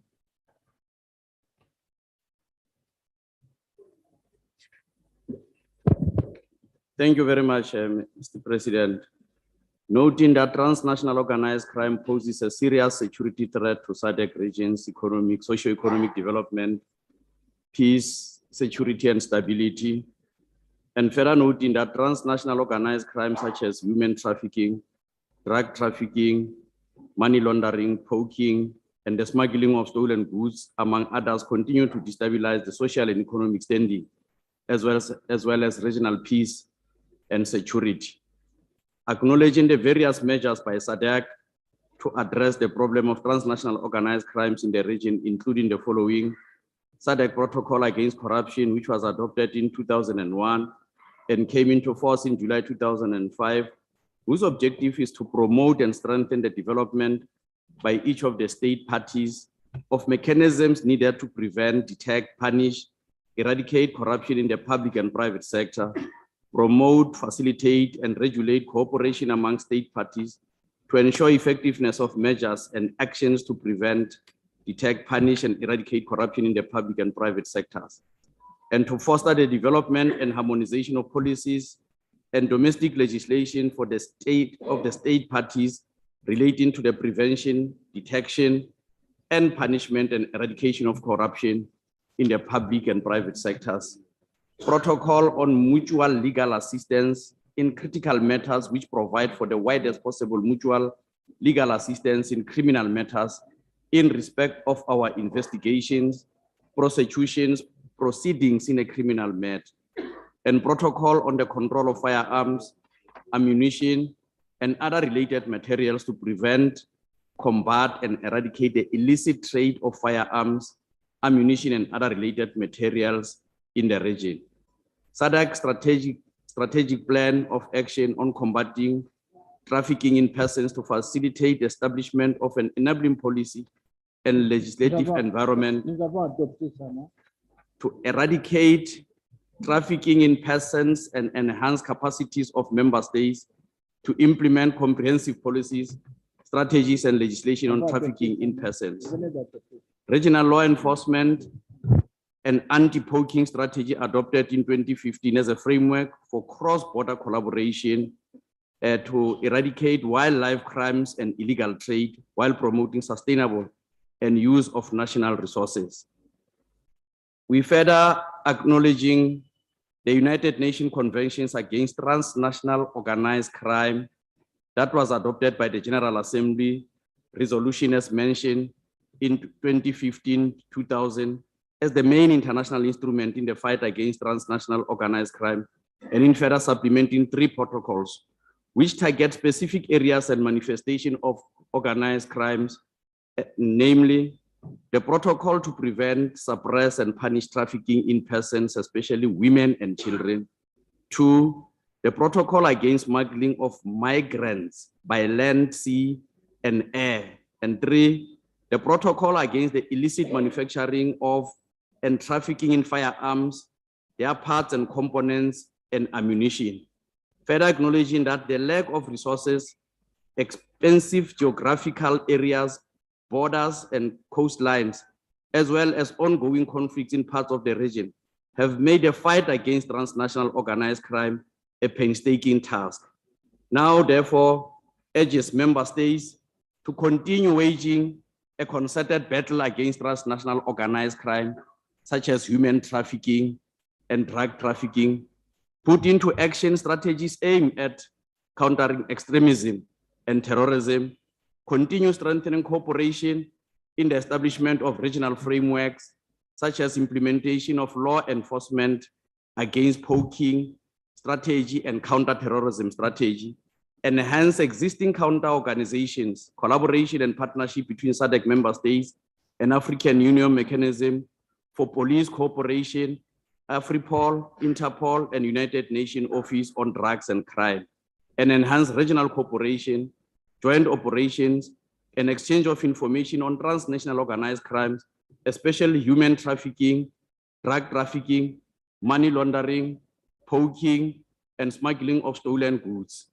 Resolves for SADC Parliamentary Forum and National Parliament to A, build a capacity of parliamentarians on key facts about current status of transnational organized crime and interconnected criminal activities in SADC region, and the role of Parliament in ratifying and exercising oversight on implementation of regional and international instruments and same, and identify and share best legislative practices and proposals to effectively combat organized crime and interconnected criminal activities in the SADC region. I so move, Mr. President. Thank you. Merci, chers collègues. La parole revient à l'honorable Sylvain Didio Christophe. Thank you, Mr. President. Mr. President, I rise to lend my right to the motion so ably moved by the marvel. Mr. President, the motion is timely and relevant in view of the fact that the region has set a long-term SADC vision of regional community that has a common future that will ensure socio-economic well-being, improvement of standard of living and quality of life, freedom and social justice, and peace and security for the citizens of Southern Africa as enshrined in the SADC Treaty. This long-term vision is further amplified in SADC Vision 2050, wherein the region envisages a peaceful, inclusive, competitive, middle to high income industrialized regions, where all citizens enjoy sustainable economic well-being, justice, and freedom. Mr. President, this big vision for our region will remain untenable unless we are able to fight against transnational organized crime and interconnected activities. We need to free the region of transnational organized crimes and ensure that there is a conducive environment for industry, commerce, and human development to thrive. Mr. President, it goes without saying that transnational organized crime poses an existential threat to the SADC region's peace, security, and stability. It is therefore essential for SADC PF and national parliaments to strengthen fighting transnational organized crime and interconnected criminal activities in their program. In this regard, I urge SADC PF and national parliament to take deliberate measures to ensure that MPs are familiarized with the key document that underpin the regional framework for tackling transnational organized crime, including the Protocol Against Corruption, Protocol on Mutual Legal Assistance in Criminal Matter, Strategy Plan of Action on Combating Trafficking in Persons, and the Regional Law Enforcement and Anti-Poaching Strategy, Protocol on the Control of Firearms, Ammunition, and other related materials, and Regional Counter-Terrorism Strategy and Action Plan. Furthermore, there is urgent need to enhance MPs' knowledge regarding foundational documents that ensure the overall preservation of peace, security, and stability in SADC.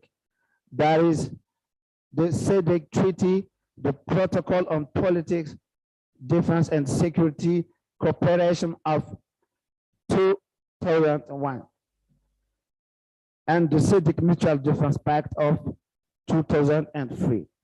Mr. President, parliaments are uniquely positioned to help the region to address the region in combating transnational organized crime throughout ratification of the relevant regional and international instruments and monitoring the implementation of the same throughout the oversight law. Mr. President, transnational organized crime disproportionately of women, youth and children, especially trafficking in persons. As members of the legislature, we should advocate for the inclusion of women and youth in decision-making process by taking initiatives to stimulate the increased representation of women and youth in Parliament, including supporting the creation of and proper functioning of women's caucus and youth parliament. Mr. President, Parliament should embrace and promote the active engagement of broad cross-section of stakeholders, including law enforcement agencies, civil society, and the media in political discussion relating to transnational organized crime, ensuring that the voice of the marginalized are heard. We also owe to adopt comprehensive legislative frameworks which are based on evidence to help in tackling transnational organized crime. I also use the executive and judicial arm of our government to prosecute individuals involved in cartels that are involved in transnational organized crimes. Mr. President, as I conclude, I wish to reiterate that Parliament must make it the priority to strengthen the fight against transnational organized crime so that peace, security, and stability prevail, thereby enabling socio-economic development of SADC region. I second the motion, Mr. President. Thank you very much.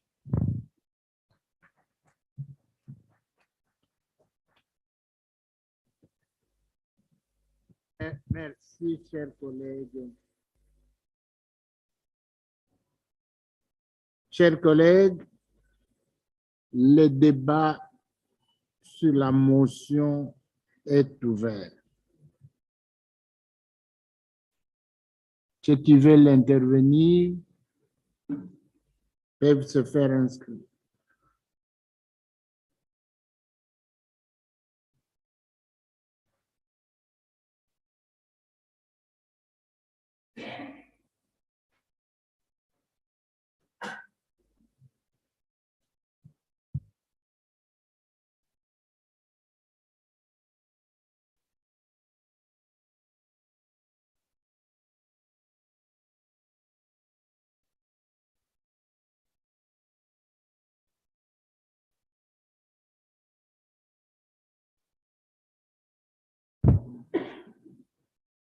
Les Zimbabwe, vous avez la parole.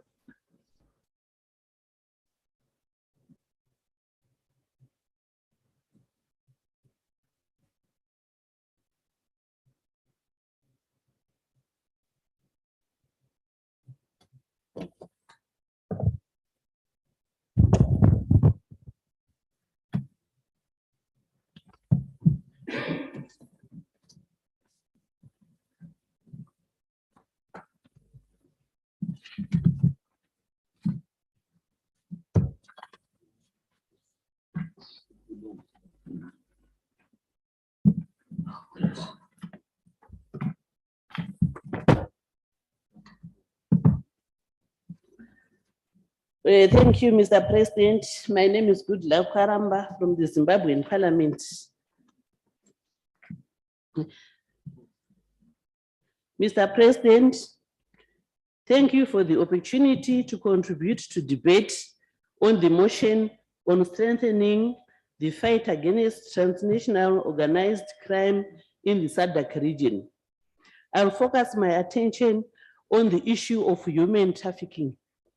Indeed, due to the economic challenges that have been worsened by the global COVID-19 pandemic, climate change, droughts, and of course, over 2 decades of illegal economic sanctions, our economy has witnessed a gradual contraction over the years, resulting in reduced employment opportunities, which have driven our people to seek employment elsewhere. Mr. President, as a result, Zimbabwe has over the years witnessed growing incidences of human trafficking, which are not confined to the SADC region, but beyond the continent. In 2016, for example, the Honorable Speaker, Advocate Jacob Francis Mdenda, and the Portfolio Committee on Foreign Affairs and International Trade played a pivotal role in the repatriation of over 32 Zimbabwean women from Kuwait.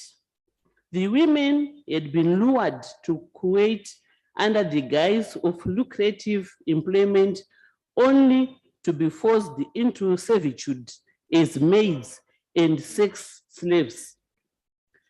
Currently, our government is seized with the repatriation of over 30 women from Oman who likewise have been forced into slavery through hard to resist offers of gainful employment. These women relate harrowing tales of exploitation and abuse, including working for 15 to 18 hours a day without rest, confiscation of their passports, physical and sexual abuse. Mr. President, in that regard, I must applaud the mover and the seconder for tabling a very important motion which requires us to confront the harsh realities that we are living with today. As parliamentarians, we must speak out against this dangerous vice of human trafficking fronted by organized and well-funded cartels. We cannot afford to remain silent.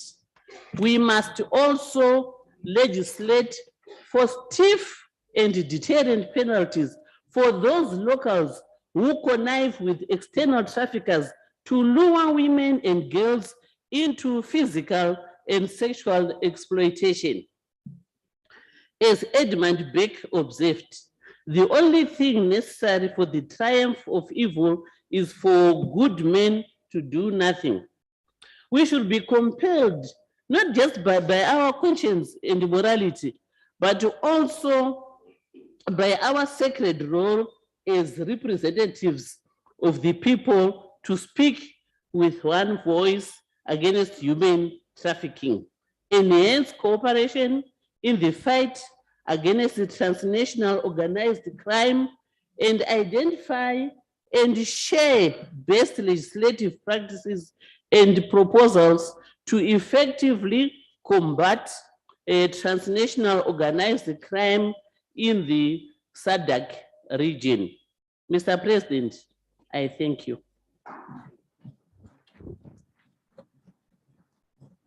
Merci, chers collègues. La Tanzanie, le collègue de la Tanzanie a la parole. Okay. Thank you, Mr. President. Also, first, I want to support this motion, but I have one point to advise on this. By the way, I had chance to read some literature regarding to this transnational organized crime. And in fact, African continent is the second with this crime in the world, followed after Asia. And Mr. President, when you check the list, SADC countries are among of them, and we can cite some country like Congo, South Africa, Mozambique. They have mentioned that there are serious transnational crime. And the stats say that Africa continent lose almost $8 billion US annual due to illicit financial fraud associated with transnational crime. Also, we have so many challenges associated with this crime. So we all acknowledge that there is problem in Africa, we acknowledge that there is a problem in our SADC region. So what should be done? That is my advice. You know, there is there is a convention which adopted by United Nations in 2000 November, and the SADC country are member state of United Nations, and they committed themselves that they will take a serious measure against this transnational crime. So my advice is, we as SADC country, we should try to formulate an organ, or let's say task force, which will be mandated or which will be responsible to oversee if SADC country, they real practicing or they real for the requirement of this UN Convention against transnational crime. And this, I mean, this task force or organ should report annual. Each country, I mean, they should provide the report, annual report, to identify how every country of SADC country comply with that convention against the transnational crime. That is my advice, Mr. President. Thank you. Merci, chers collègues. Les collègues de Madagascar, vous avez la parole.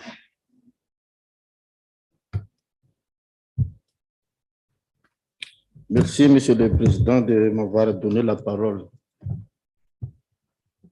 En tant que parlementaire, nous, les députés de Madagascar ici présents, relance la réclamation de nos avoirs retenus par d'autres pays, qui est le Sud-Africain. Dans quelques temps, il y a des trafics bien organisés et fruit de la corruption qui se vit dans nos pays. Il y a 73 kilos d'or qui est trafiqué vers l'Afrique du Sud. Et maintenant, en tant que parlementaire, nous espérons de récupérer nos gold le plus tôt possible, afin que le peuple malgache puisse l'utiliser dans son développement. Je tiens à souligner aussi que l'existence et l'élaboration de la loi internationale, plus particulière dans notre région, qui nous conduit à la paix et à la sécurité.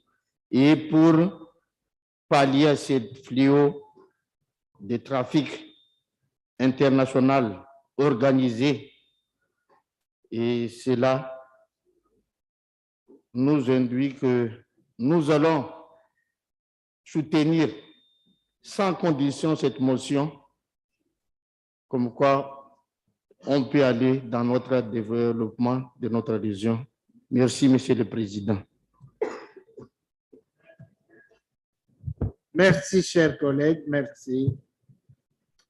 Le débat est clos. Nous soumettons la motion au vote. Plutôt, je donne la parole au collègue, à l'honorable Moaï. Si vous avez quelque chose à dire.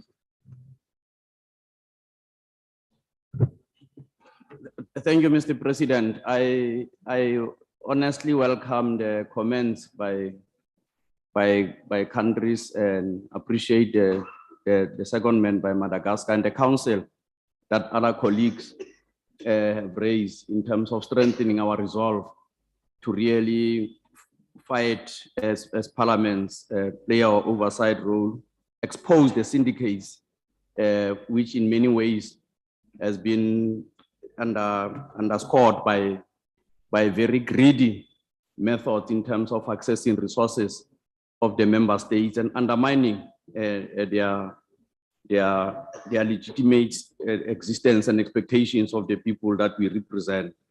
So we really do agree with members when they say that we need to identify and share best practices, legislative practices, and to deal with matters that were raised by Tanzania around regular reporting mechanisms, how countries should themselves continuously look into whether or not we're succeeding in terms of rooting out these crimes. Thanks, Mr. President.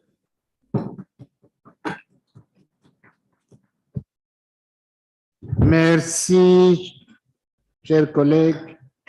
Nous adoptons maintenant le rapport. Y a-t-il d'objections? Il n'y en a pas. Comme d'habitude, approuvez le rapport, s'il vous plaît, chers collègues. Merci. Par ces applaudissements, les rapports, la motion, vous voulez, la motion sur le renforcement de la lutte contre le terrorisme,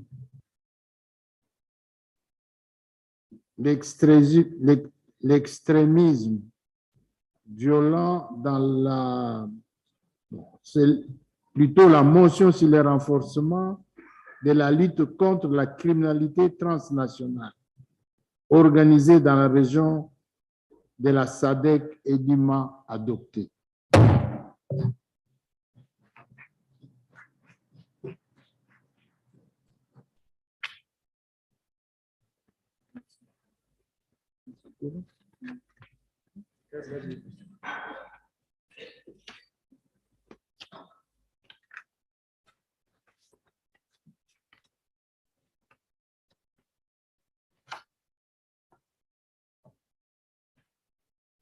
Alors, j'invite Madame la secrétaire générale à nous donner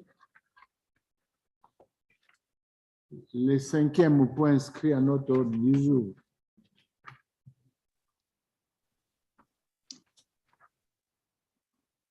Thank you, Honorable President.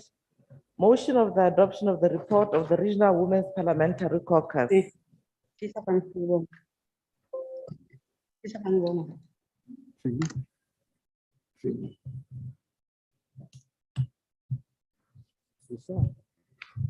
C'est ça.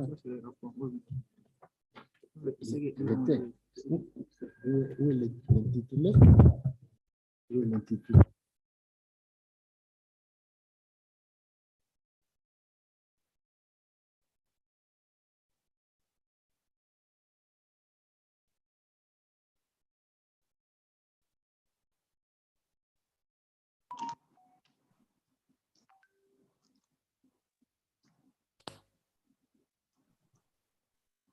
Good morning. Good morning.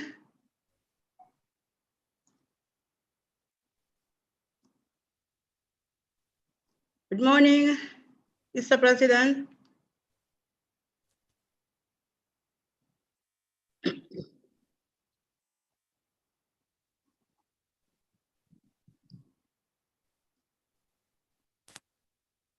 Good morning. Good morning, Honorable Espero. Good morning. Yes, good morning. Fine, thank you. Are you in the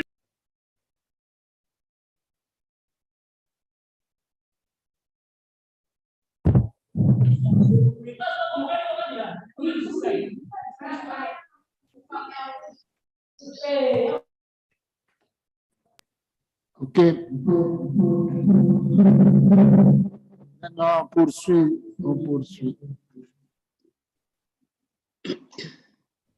poursuit. On cherchait les vrais documents, les vrais rapports, parce qu'il y avait 5 rapports ici. Effectivement, la motion porte sur l'adoption du rapport du caucus parlementaire régional des femmes. qui sera développé par l'honorable Regina Esperon.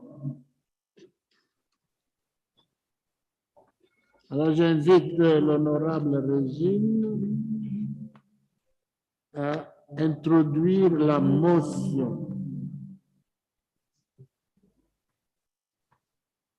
Thank you, Mr. President. I beg to move that the 51st Plenary Assembly session do adopt the report of the Regional Women's Parliamentary Caucus laid on the table on Tuesday, 12 July 2022.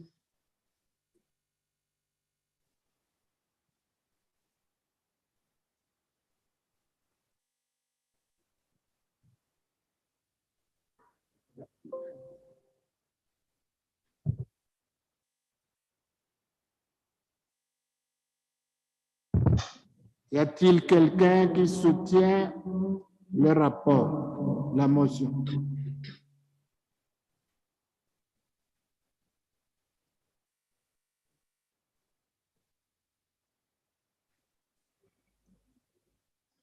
Qui appuie la motion?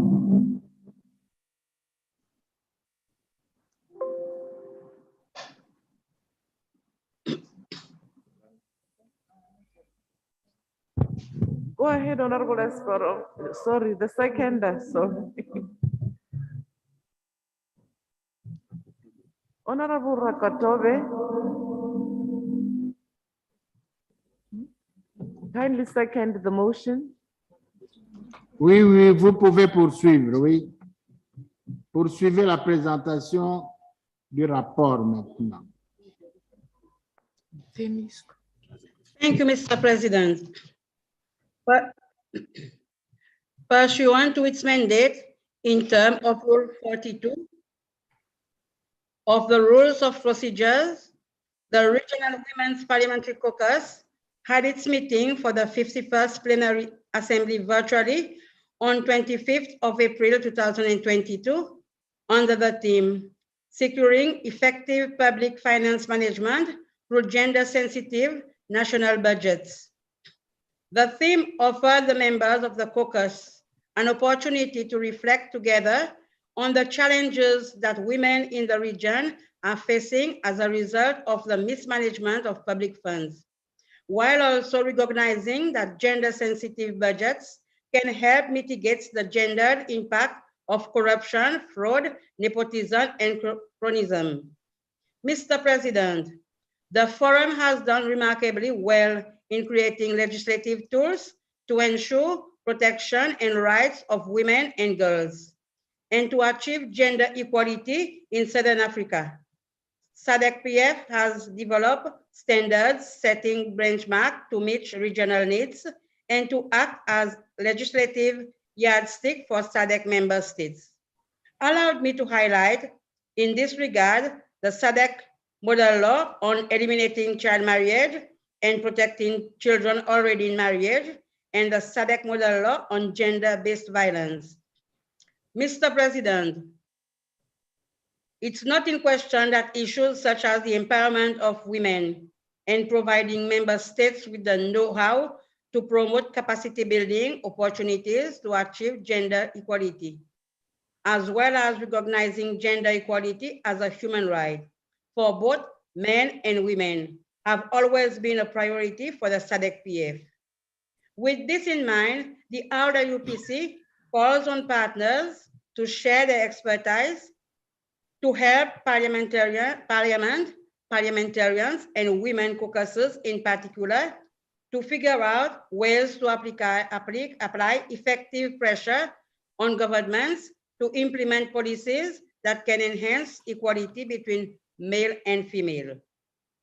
Mr. President, the forum recognized that parliamentarians have a fundamental role in the budgetary process as auditors and whether a government has enough funds to implement the programs and policies that matters most for the well-being of our communities or our constituencies.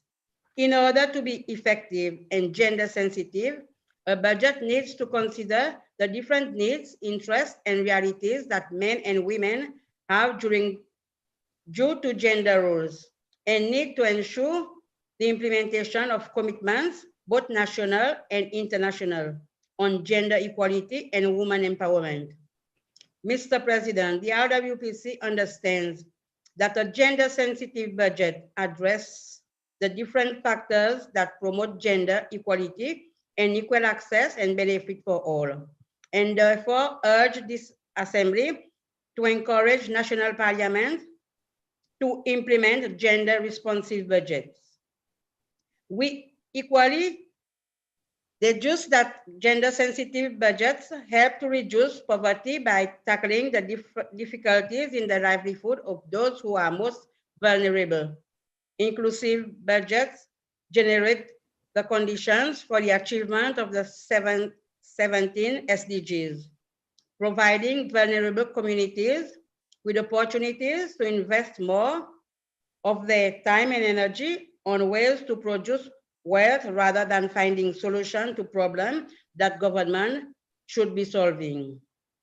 The RWPC therefore recommends that the 51st Plenary Assembly reiterate the need for reform in public finance management in the SADC region, urge member states to consider the implementation of programs similar to the program for consolidating economic governance and public finance management system in Portuguese-speaking country and East Timor, to strengthen the technical and functional capacities of the Supreme Audit institutions, national parliaments, and civil society who work in public finance control.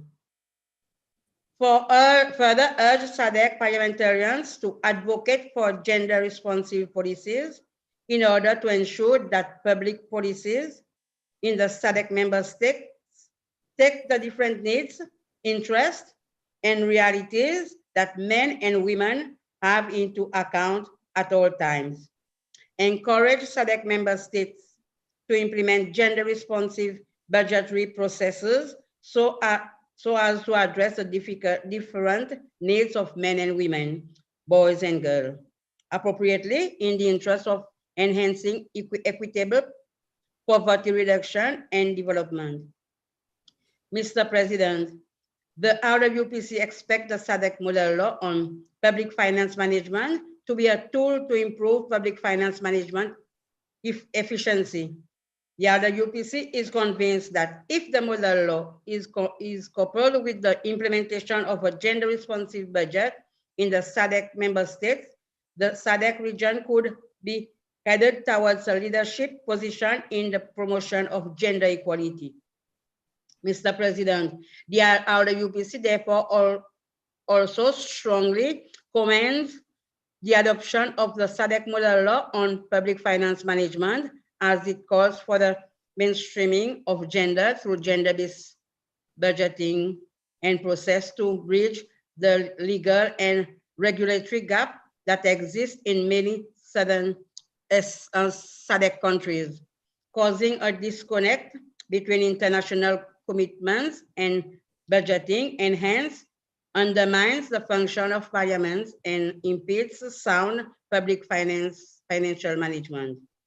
In conclusion, let me thank all the members of the RWPC and Secretariat for their commendable teamwork and dedication to duty. I also pay tribute to the resource persons who shared their expertise and vast knowledge on the subject matter under deliberation and facilitate our work. Mr. President, I beg to move.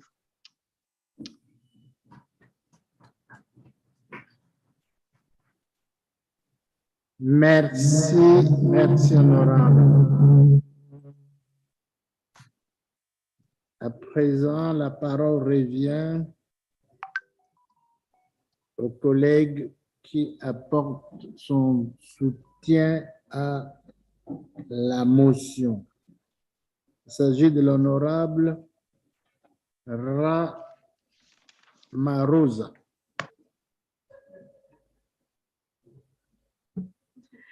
Emeline. Merci de m'avoir donné la parole, Monsieur le Président.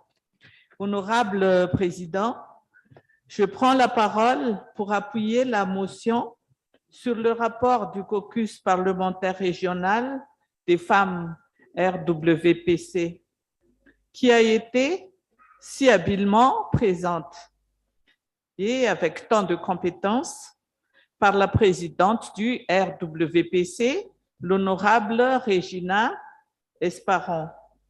Monsieur le Président, je voudrais ajouter ma voix à la préoccupation soulevée par la motionnaire concernant l'urgence de la mise en œuvre des budgets, tenant compte de la dimension de genre comme moyen de garantir les moyens de subsistance des femmes dans la région de la SADC.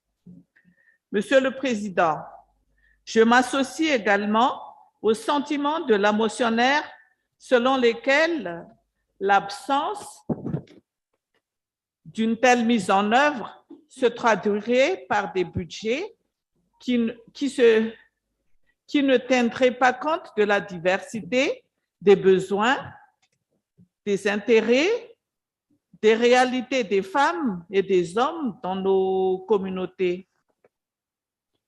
En notre qualité de parlementaires de la SADC, des représentants élus, nous devons être perçus par les citoyens de la région comme étant à l'avant-garde de la promotion de l'égalité des sexes et de l'inclusion, de la participation égale de tous les citoyens indépendamment de leur sexe et de leur âge. Permettez-moi de souligner que les budgets qui favorisent l'égalité des sexes tiennent compte des nuances de la société et promouvent l'égalité des sexes tout en garantissant un accès et des avantages égaux pour tous.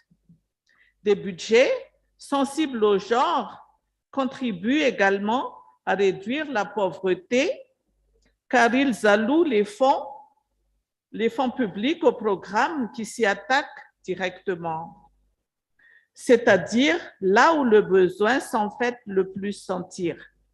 Les budgets qui prennent en compte la perspective de genre permettent également aux États de respecter leurs engagements nationaux et internationaux à travers l'exécution du budget. Je souhaite donc exprimer mon soutien envers la motionnaire de la loi type de la gestion des finances publiques en tant qu'outil permettant de promouvoir l'efficacité de la gestion des finances publiques. Il est intéressant de noter que la loi type appelle à l'intégration de la dimension de genre par les biais d'une budgétisation avec l'égalité des sexes. C'est ce qu'il convient de faire. Notre souhait est que nous discutions des moyens d'aborder des questions d'inégalité et des rôles entre les sexes de manière pragmatique, sans tabou ni influence directe de normes et de traditions sociales dépassées, afin de créer les conditions nécessaires pour améliorer une vie de nos électeurs. Monsieur le Président, j'appuie la motion. Je vous remercie. Merci, honorable. Chers collègues, le débat est ouvert. C'est des collègues qui veulent intervenir peuvent s'inscrire.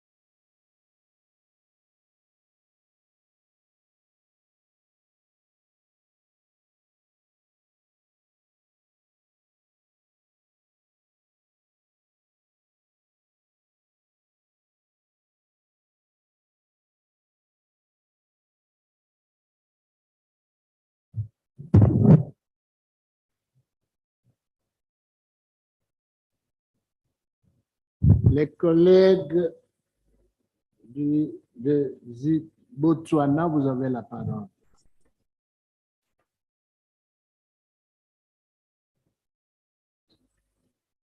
Thank you, Mr. President. My name is Honorable Talita Manakotra from Botswana. The presentation was very, very good, and it can really help a lot of women in Africa. Mr. President, let me start by saying protocol observed. And I will start with ourselves in Parliament. Budget have to be approved in Parliament, especially looking at gender activities. Why I'm saying this is because as a woman, we need lots of programs, services. We need land for our kids to survive. It's us women who bring kids, everybody on this earth. And it's our responsibility, again, as women, to see the kid, everybody living very well. So that's why I'm saying we need programs, we need services, we need land to reduce poverty, to empower women. This thing will reduce poverty. And looking at this, we have to really discuss this in Parliament. And to discuss this in Parliament, I would say, in Parliament, women are few again in Parliament. Who has to discuss this? It's us women with that voice. If you look at South Africa, Namibia, Mozambique, they have got the right proportion representation in their parliament. But us in Botswana, I will tell you that in 2019 elections, only 3 women out of 57 members of parliament won the elections, which was so bad. And at least our president made 4 especially elected women, and we became 7. And I will just say thank you for that. Most of the women do majority of the labor force. We know that when I said we need land, and most of the women do majority of labor work, most of women, especially at rural villages, they do agriculture. So they need finance. The government has to look at this. We need grants, because I can tell you that COVID-19 has really affected us. So unemployment on women is very, very high. So I will influence government to come up with laws that can influence policies that will see that many millions of women and girls currently trapped in problems can really progress. So we need laws. So we need women in parliament, because women face a lot of problems. So that's why we know that we come up with those problems, because we can see that there's still child marriage, which we have to really work on that and stop it. Thank you, Mr. President. Merci, collègue. Les collègues de Mozambique, vous avez la parole. Muito obrigado. Sua Excelência, Presidente do Fórum Parlamentar da SADC, caros colegas, excelências. Em primeiro lugar, gostaria de agradecer Vossas Excelências por me concederem a palavra. Saúdo igualmente a Presidente do Grupo Regional da Mulher Parlamentar pela brilhante apresentação. No que tange ao relatório, tenho a realçar que espelha realmente as discussões calorosas havidas a quando do debate do tema relativo à gestão das finanças públicas através de orçamentos nacionais sensíveis ao gênero.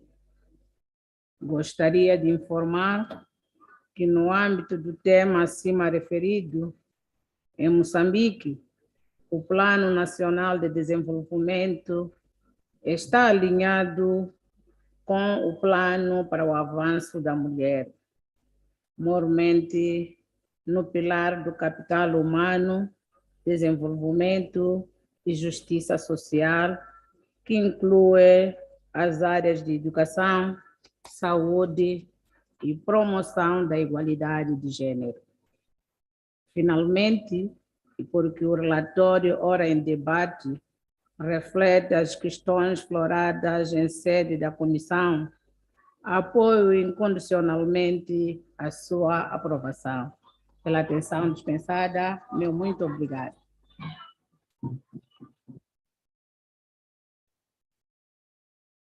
Merci, collègue. Le collègue de Zimbabwe.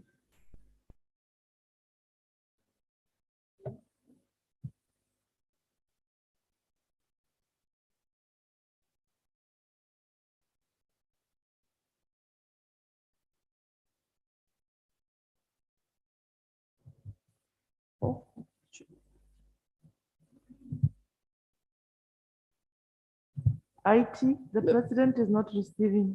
Okay, Kindly thank you, Mr. President. Honorable members, I am happy that this plenary assembly is taking place and also coming to a conclusion right here in Lilongwe, Malawi, for the record fourth time. Honorable members, clearly the importance of women in every sphere of existence was evident even at this gathering. During the official opening ceremony, the whole atmosphere was energized and electrified by women, be it in song, in dance, and in the marimba session. Sadly, even at the most elementary level, women face challenges in accessing renewable energy products and technologies because of the prohibitive startup cost of installing such equipment, be it solar or biogas. As a result, as women, we walk long distances to collect firewood as an alternative, which is usually heavy, compromising health, well-being, and sustainable environmental management. The majority of women in the South African region, especially our counterparts who reside in the countryside, face energy-related hurdles and are hampered by extra hours of work due to the type of energy sources available for cooking and lighting. It is in this regard that we call for pointed resolutions from the Plenary Assembly to uplift the lives of all the citizenry in the region, especially women and girls, by making a prompt resolution to push for the provision of adequate sources of energy to all the people in the region.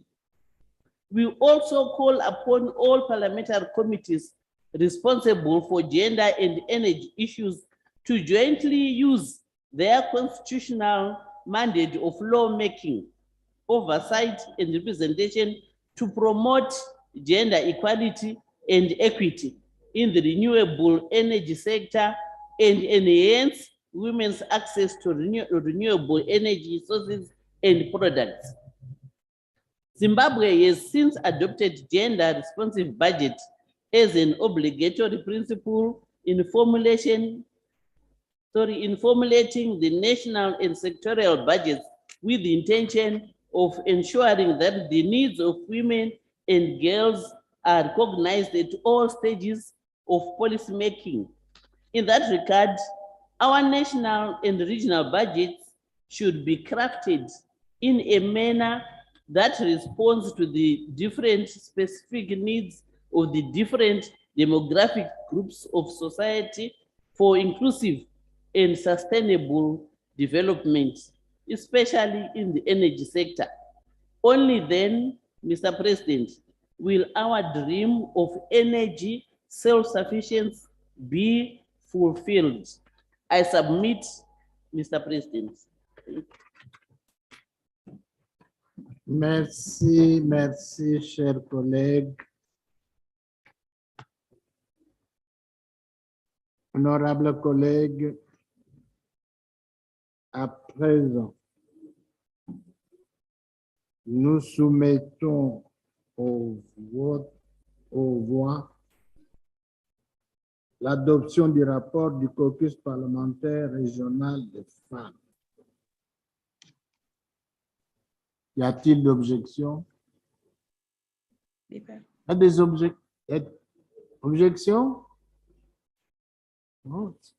Oui, madame. Your Excellency, I was trying to add my voice to the report. Not an objection. Okay, allez-y.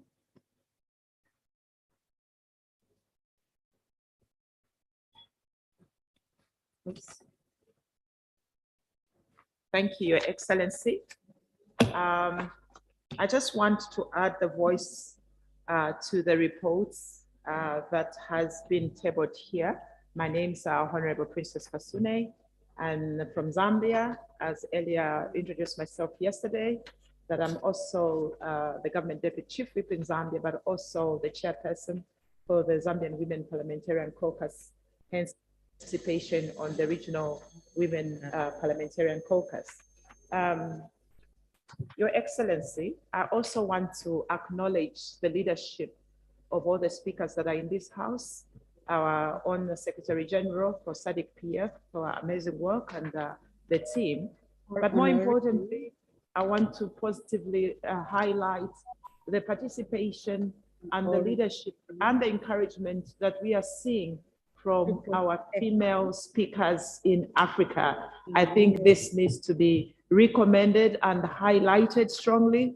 And it goes on to show that as SADC, we are really on the right trajectory. I think kudos to them, not only being our speakers in different countries, but really indeed their deliberation, their examples and their leadership. In terms of the report, Your Excellency, I think I really wanted to add the voice of Zambia and really a continuous voice for the women. I have not shared this in this plenary session, but I am one of those women who have been living with HIV and AIDS since 1997, when I learned my own HIV status. And I was a PI educator from a community. And today here I sit not only as the first female member of parliament in one of the largest rural constituencies in Zambia since 1964, in my second term, and now as a government deputy chief whip, and of course, as a chairperson for the Women Caucus. I think this is progress, but at the same time, this is why I want to support the reports and the motion on the floor. It is to continue to emphasize that gender budget responsiveness is critical and has to be domesticated in our countries.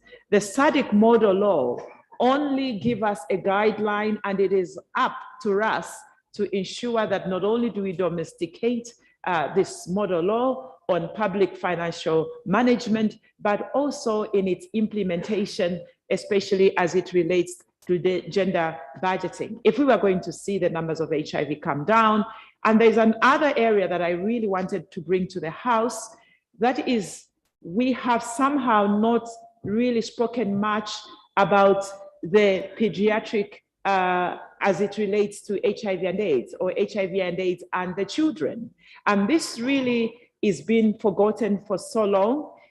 I think it is important. One of the champions that is spearheading this awakening again once more is the First Lady of Namibia, who has gone out actually to create a council of leadership that I'm humbled to be part of, as called African Reach. And this is to show that we as African leaders can begin things within Africa for Africans and be able to fund and respond as Africans. So I think in supporting the report, which we actually went through in April in South Africa, is to continue to re-emphasize the need not to forget the basics. What are the basics? To ensure that even in our budgeting process, it starts from the ground up.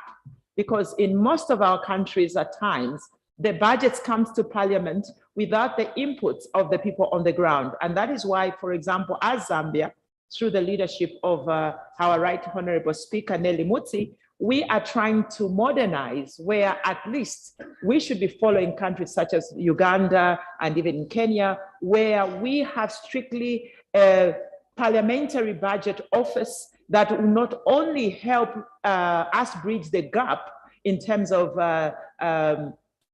oversight with the executive, but to capacitate the honorable members.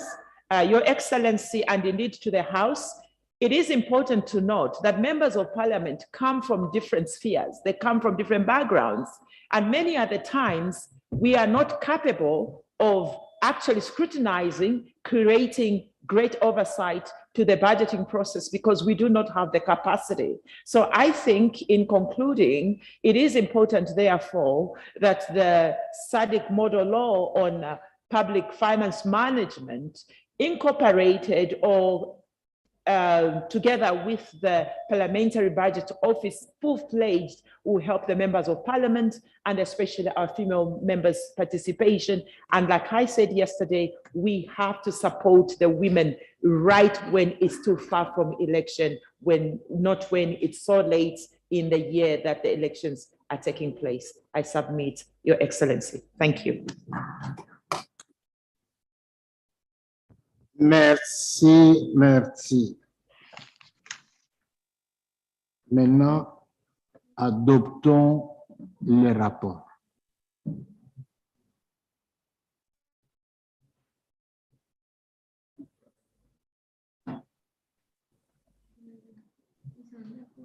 J'attends vos applaudissements. Merci. Le rapport du caucus parlementaire féminin régional est dûment adopté. Voilà.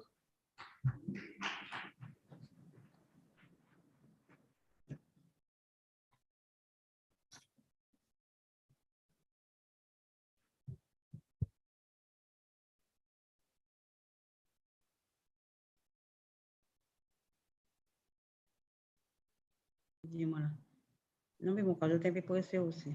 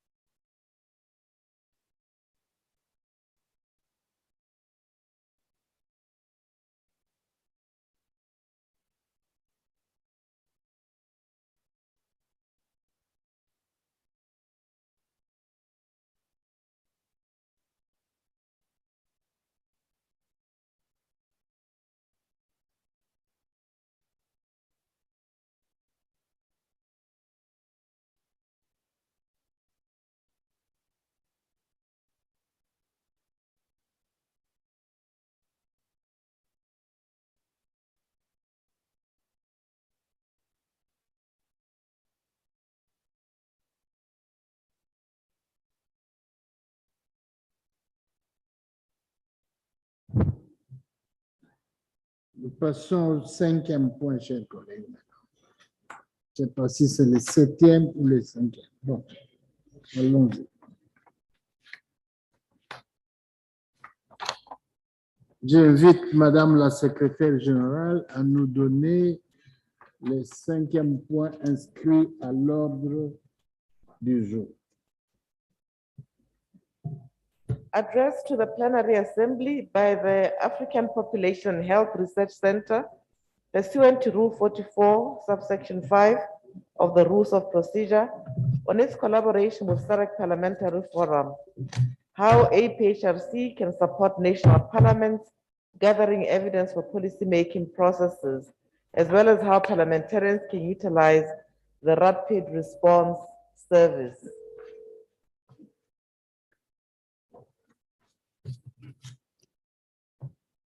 Merci, Madame la secrétaire générale, honorables membres de l'Assemblée plénière.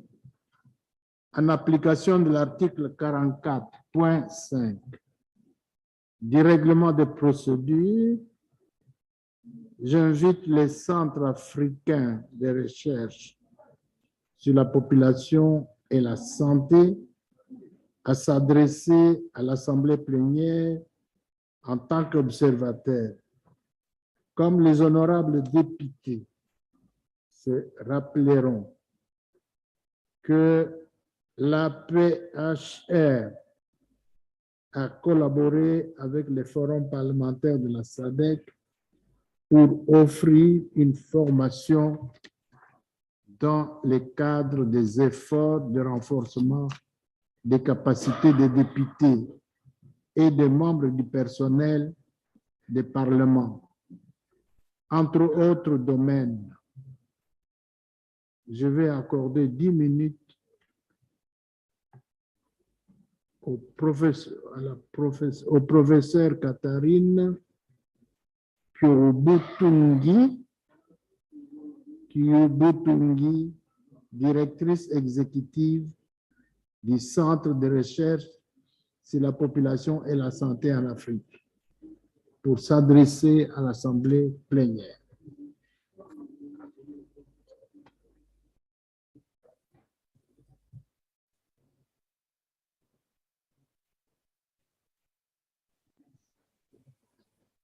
The President of the SADC Parliamentary Forum and Speaker of the National Assembly of Congo, Honorable Christophe Mbos.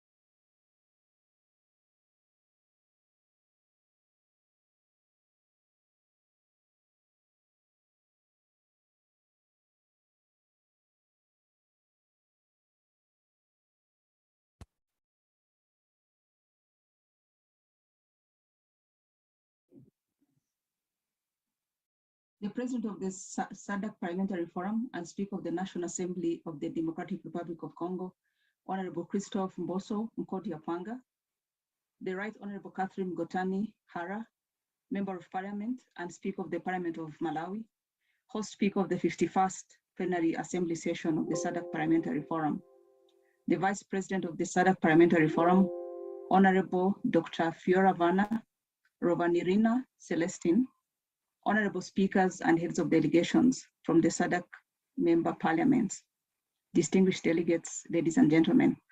My name is Catherine Choktunji, and I'm the Executive Director of the African Population and Health Research Center, and I'm addressing you from Nairobi, Kenya. It is with utmost thanks that I come before you today, having been given an opportunity to address this distinguished assembly, those who are present in Lilongwe and those who are joining virtually, just like I am. 2.5 years ago, the African Population and Health Research Center signed a memorandum of understanding with this distinguished body. And the MOU was born out of a common vision to transform lives in Africa. For APHRC, they threw the power of evidence in the right hands and how that can shape decisions that impact the lives of Africans. For the SADC Parliamentary Forum, to harness the power of a regional framework to dialogue on issues of regional interest and concern, and to promote best practices amongst member states, in this case, the use of evidence to advocate for transformative policies. Our partnership has focused on strengthening the capacity of members of parliament and parliamentary staff on different ways of policy engagement, on communications, advocacy, and evidence use in the policymaking process. Together, we have navigated the difficult times during the COVID-19 pandemic by evolving our interactions from being face-to-face into the virtual space. And this has proven to be an advantage because we have increased the number of sessions and expanded the reach of the sessions to more participants. We are very proud that together we have developed and refined a rapid response service for evidence use. And through this service, some of you have submitted requests for evidence to guide submissions on critical debates. And as a research organization, there's no greater success than producing evidence on demand, where our products are directly shaping such critical debates and decisions by members of this distinguished body. A few months ago, as the African Population and Health Research Center, we celebrated 20 years of operations on the continent. And this year, we launched a new 5-year strategy. Both events happened under the shadow of the COVID-19 pandemic, where we also, and I hope appreciated, the need for homegrown African research institutions and researchers. The need for African experts and expertise has never been greater, whether it is to tackle intractable challenges that the region faces, the unfinished SDG agendas, pandemics, or even climate change. African voices must rise to advocate for the continent's best interests, and African experts must take their place at the tables where decisions affecting the continent's present and future are taken. Whether these tables are in Lilongwe, whether they're in Addis Ababa, in Geneva, in New York, or the capitals of the nations that you represent. As we look to the future, the African Population Health Research Center is positioning itself as a transformative force on the continent. We're an institution looking for partnerships to elevate the voices of Africans, to promote evidence-informed decision-making, and to advocate for African interests in decision-making forums, wherever they may be. And it is this commitment and invitation to partnership to an African-led transformation that I bring to this distinguished audience. I wish to appreciate the President of the SADC Parliamentary Forum and Speaker of the National Assembly of the Democratic Republic of Congo, Honorable Christophe Mboso Nkoti-Apanga, for the opportunity to address this body, and for all of you for the partnership we have enjoyed over the last 2.5 years. I'm excited about the future as our partnership enters a new phase, and I'm looking forward to a more and deeper engagement with this body and the individual member states it serves, especially around the evidence-informed decision-making agenda. Specifically, I'm looking forward to our continued partnership on capacity strengthening and the rapid response service, so that the best African-generated evidence can play an even greater role in the decisions that are made in this region. Together we can and we will transform the lives of Africans. And I thank you very much for the opportunity to address you.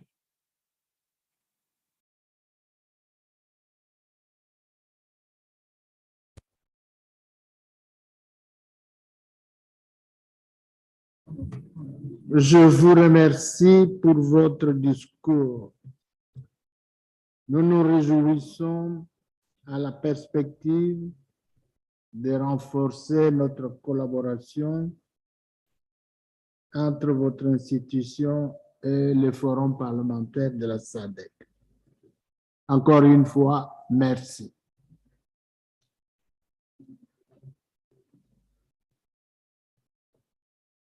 Nous passons au 6e point. Je prie Madame la secrétaire générale de nous donner lecture du 6e point. Address by UNFPA East and Southern Africa Regional Office, SARO, on the findings from its State of the World Population Report for 2021, which theme is Seeing the Unseen, the case of action in the neglected crisis of unintended pregnancy, underscoring opportunities for parliamentary leadership and action and collaboration with UNFPA SRO. Merci, Madame la secrétaire générale. Honorables membres de l'Assemblée plénière, en application de l'article 44.5 du règlement de procédure, j'invite un représentant du Fonds des Nations Unies pour la population, le Bureau régional pour l'Afrique orientale et australe à s'adresser à l'Assemblée plénière en tant qu'observateur.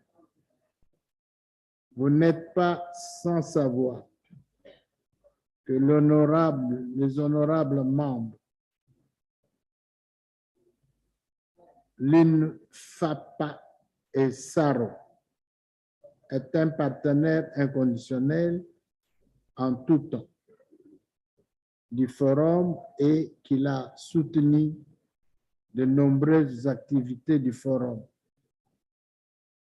Je vais accorder 10 minutes au docteur Manette Ndianabanki, directeur régional de l'INFEPA pour l'Afrique orientale et australe, pour s'adresser à l'Assemblée plénière, honorables membres, l'allocution de l'INFEPA est enregistrée et j'invite son équipe technique pour nous faire écouter l'allocution.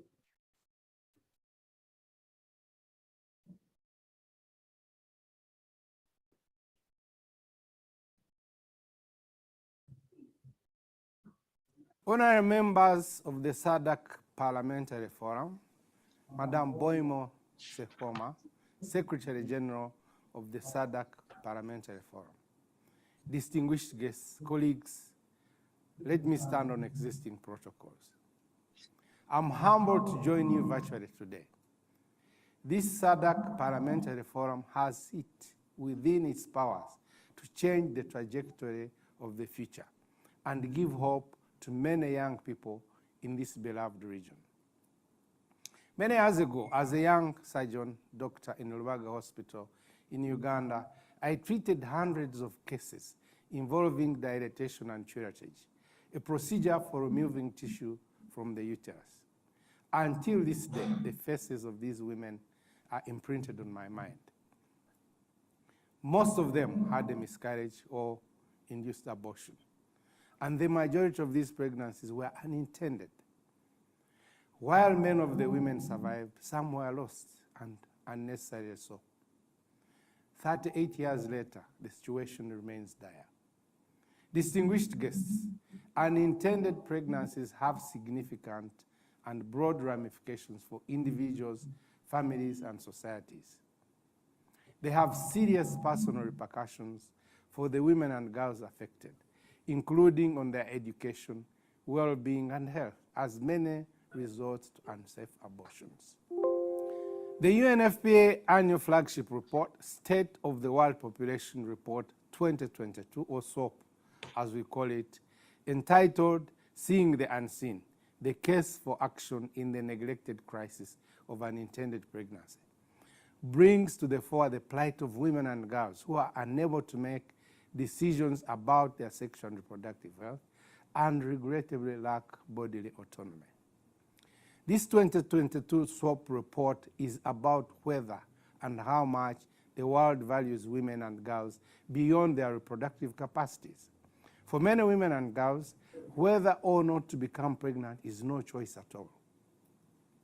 Honourable members of Parliament, distinguished guests, in East and Southern Africa, the most recent data show that close to half of all women lack the power to make decisions on their sexual and reproductive health and reproductive rights, when to seek reproductive health care, when to have sex, and when and if to use contraception.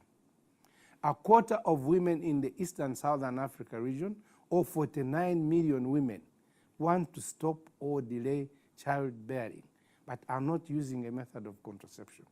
And only a third of sexually active women in the region use a modern method of contraception. The situation has deteriorated further in the shadow of COVID-19 pandemic. In the first 12 months of the crisis, the disruption of supplies and services lasted on average 3.6 months, and it led to as many as 1.4 million unintended pregnancies. In Southern Africa, 65% of pregnancies between 2015 and 2019 were unintended, and 36% of them ended in abortion. Honourable members of Parliament, unintended pregnancy has been an invisible crisis for far too long. Today's call is to prioritize urgent action to address early and unintended pregnancy. It is time for us to see the unseen. It is self-evident that this issue cannot be reduced to personal responsibilities, morality, or behavior. It is also about changing social norms, legal frameworks, and policy decisions. I was gratified to read the 13 strong recommendations from the recent meeting of Africa and Asian parliamentarians. The meeting advocated for full implementation of the ICPD agenda and provision of comprehensive rights-based sexuality education and health services to all. This includes the provision of sexuality education for adolescents as affirmed by the SDGs, which is vital for preventing unintended pregnancies. SADC Parliamentarian Forum has been active in promoting progressive policies and legislation in support of women's and girls' rights. The SADC model laws on child marriage and gender-based violence, the Shwane Declaration on SRHR, HIV and gender equality, and the gender-responsive oversight model are commendable cases in point. Honourable members of Parliament, distinguished guests, as I conclude, allow me to highlight 3 quick actions we can take to unveil the crisis of unintended pregnancies and collectively work towards solutions. As reflected in the SADC Parliamentary Forum Shwane Declaration, legislators, such as yourselves, need to lead on law and policy reforms, where these limit the freedom of expression and the choices of young people. These limitations negatively impact our young people's ability to access integrated sexual and reproductive health and rights and HIV services, sexuality education, social protection, and harm reduction services. Secondly, the voices and needs of women and girls must shape our responses to the crisis of unintended pregnancies. Partnership with women's, girls, and youth-led organizations can allow for more collaborative approaches to formulating and implementing policies. Finally, all of us, from governments, individuals, need to fully appreciate the repercussions of leaving women and girls behind. This means convincing family members, the media, religious leaders, and partners to value women and girls beyond and inclusive of motherhood. We must ensure women's and girls' equal value and recognition at every turn, from the home to the clinic to the halls of every country's Capitol building. These efforts will bring us closer to our professed shared vision for humanity, a world in which every pregnancy is wanted and every person enjoys the full realization of their rights and potential. I thank you for your attention.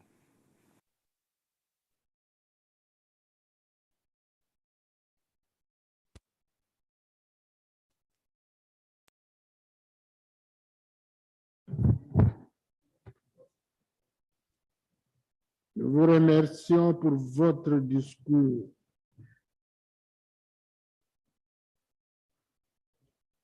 Nous nous réjouissons à la perspective de poursuivre les liens étroits qui existent entre les forums parlementaires de la SADC et votre institution. Merci beaucoup.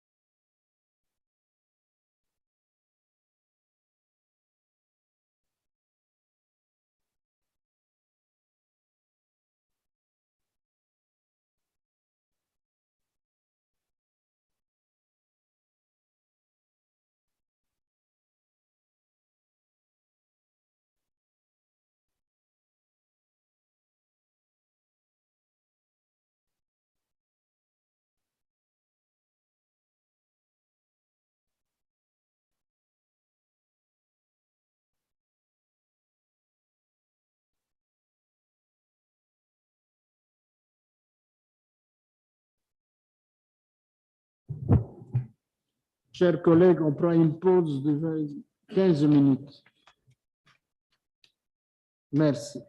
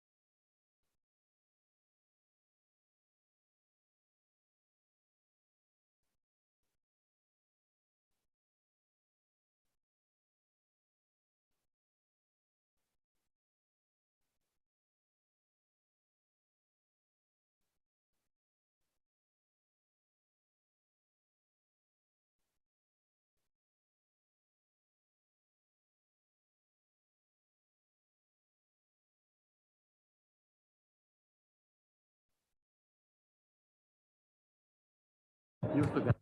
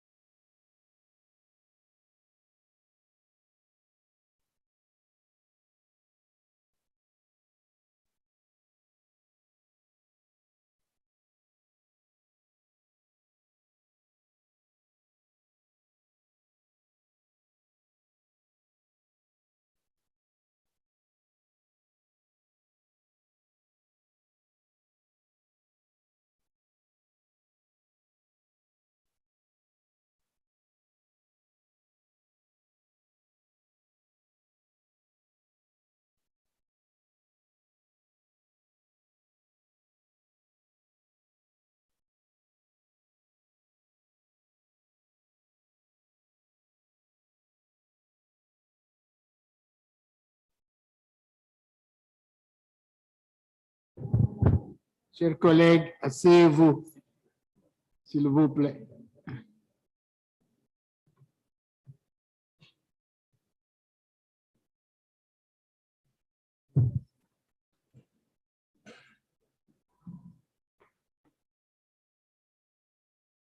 Kelly?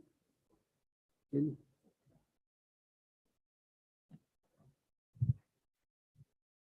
Le dernier point, c'est la clôture. Hein? Oui, vous clôturez.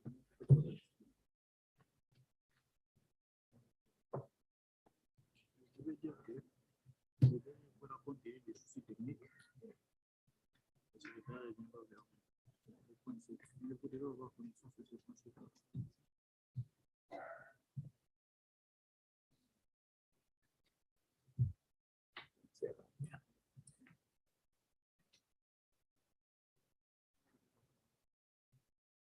C'est un message encore.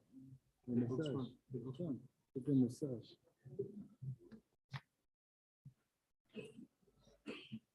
Honorables membres, chers collègues,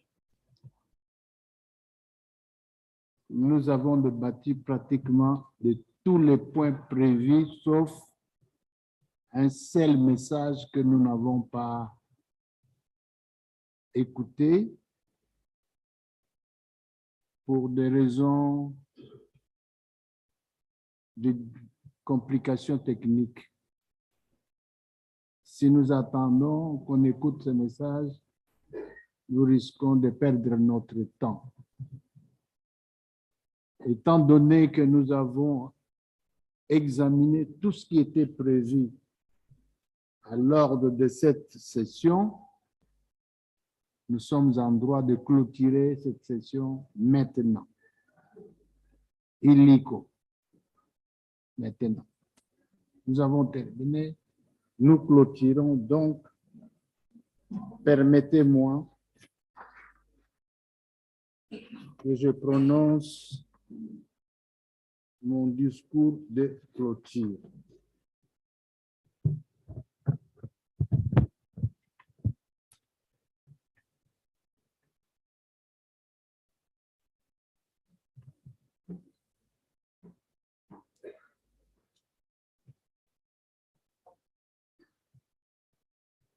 Honorable Catherine Gotana Ara, présidente de l'Assemblée nationale du Malawi.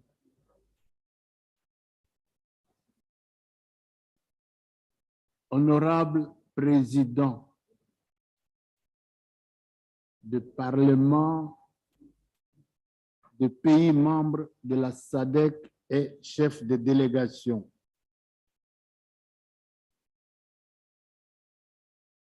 Honorables députés et sénateurs,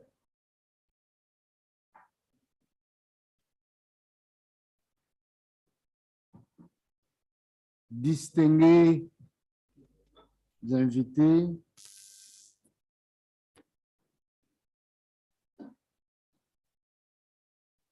à Madame la secrétaire générale et à toute son équipe. Mesdames et messieurs,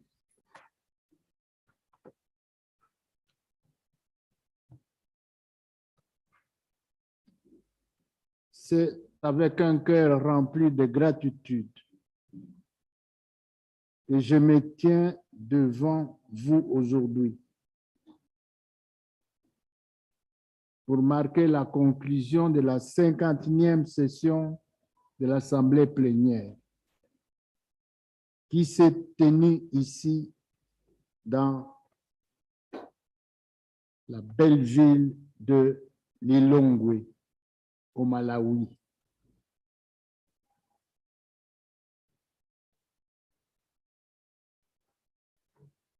Le cœur chaleureux de l'Afrique.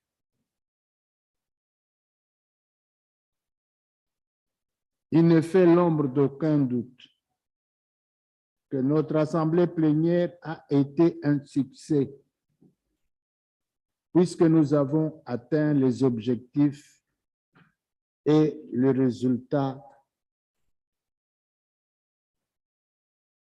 escompté. C'est donc avec un sentiment de satisfaction et de plénitude que je m'adresse à vous maintenant au cours de cette cérémonie de clôture.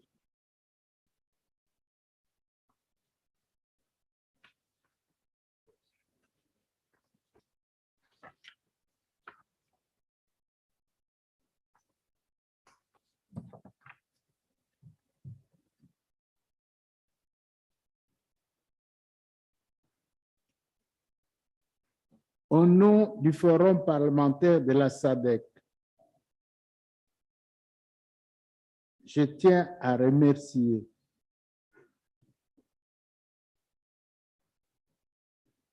notre invité d'honneur,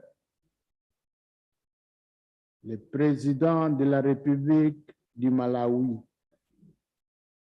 Son Excellence Dr. Lazarus Makarti Chakwera, d'avoir gracieusement accepté de présider la cérémonie d'ouverture officielle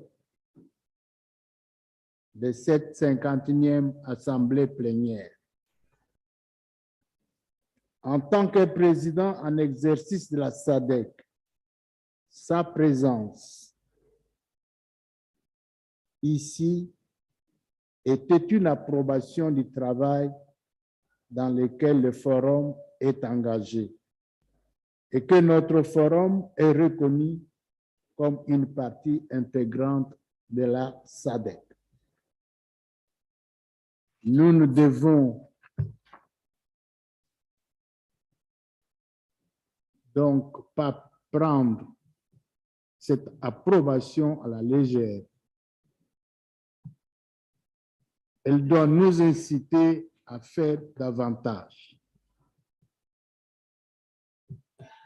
Je suis particulièrement heureux de constater que cette 51e Assemblée plénière a délibéré sur des questions essentielles pour le développement de notre région.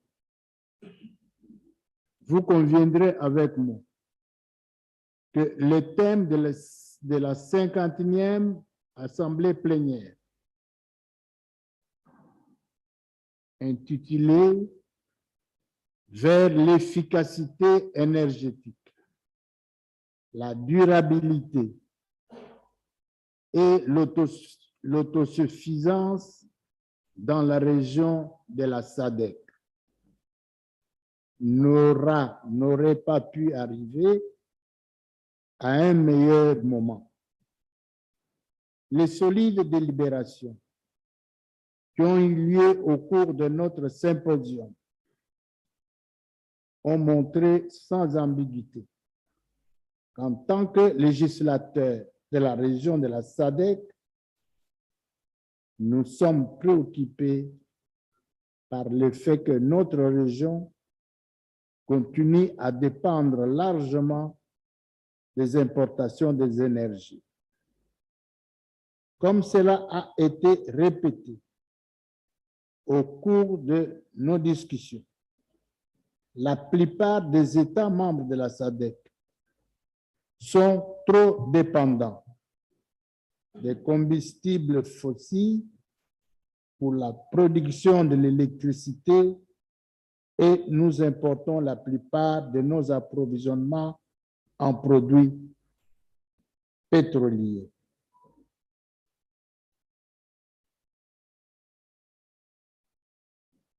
Pétrole brut et gaz naturel.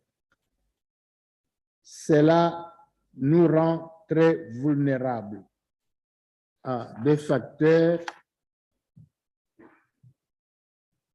externes sur lesquels nous n'avons que peu ou pas de contrôle. Et en fin de compte, milite contre nos efforts de développement. Les délibérations au cours du symposium ont montré que l'énergie reste primordiale pour les parlementaires de la région d'Afrique australe. Et cela à juste titre. Après tout, l'énergie est le moteur de nos vies. C'est pourquoi la crise énergétique mondiale qui se profile à l'horizon est un sujet de grande préoccupation, surtout pour nous parlementaires. L'appel à une action régionale sur l'efficacité énergétique, la durabilité et l'autosuffisance a été unanime. Je n'ai pas besoin de mettre l'accent sur le fait que nous sommes toujours plus forts en travaillant ensemble. Cela me fait chaud au cœur de voir que le forum avance à grands pas dans l'élaboration de lois types. Aujourd'hui, nous avons adopté la 5e loi type que le forum a élaborée après celle sur le VIH-Sida, les mariages des enfants, les élections et la violence basée sur le genre. Notre plus récente loi type porte sur la gestion des finances publiques.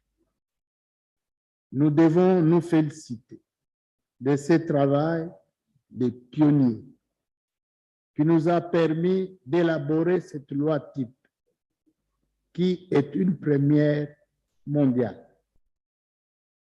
Permettez-moi également de féliciter le Forum et ses partenaires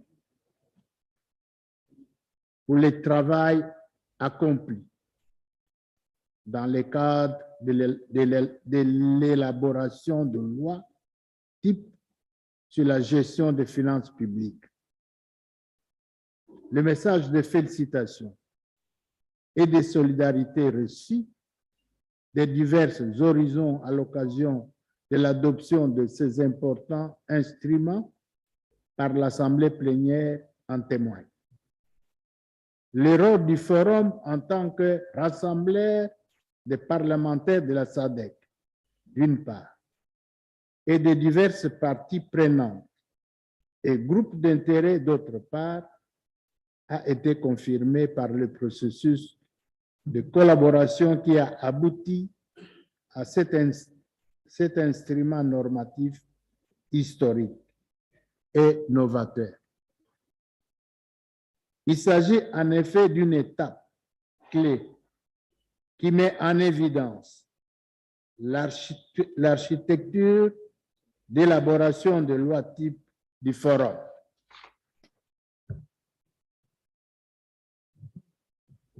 Mais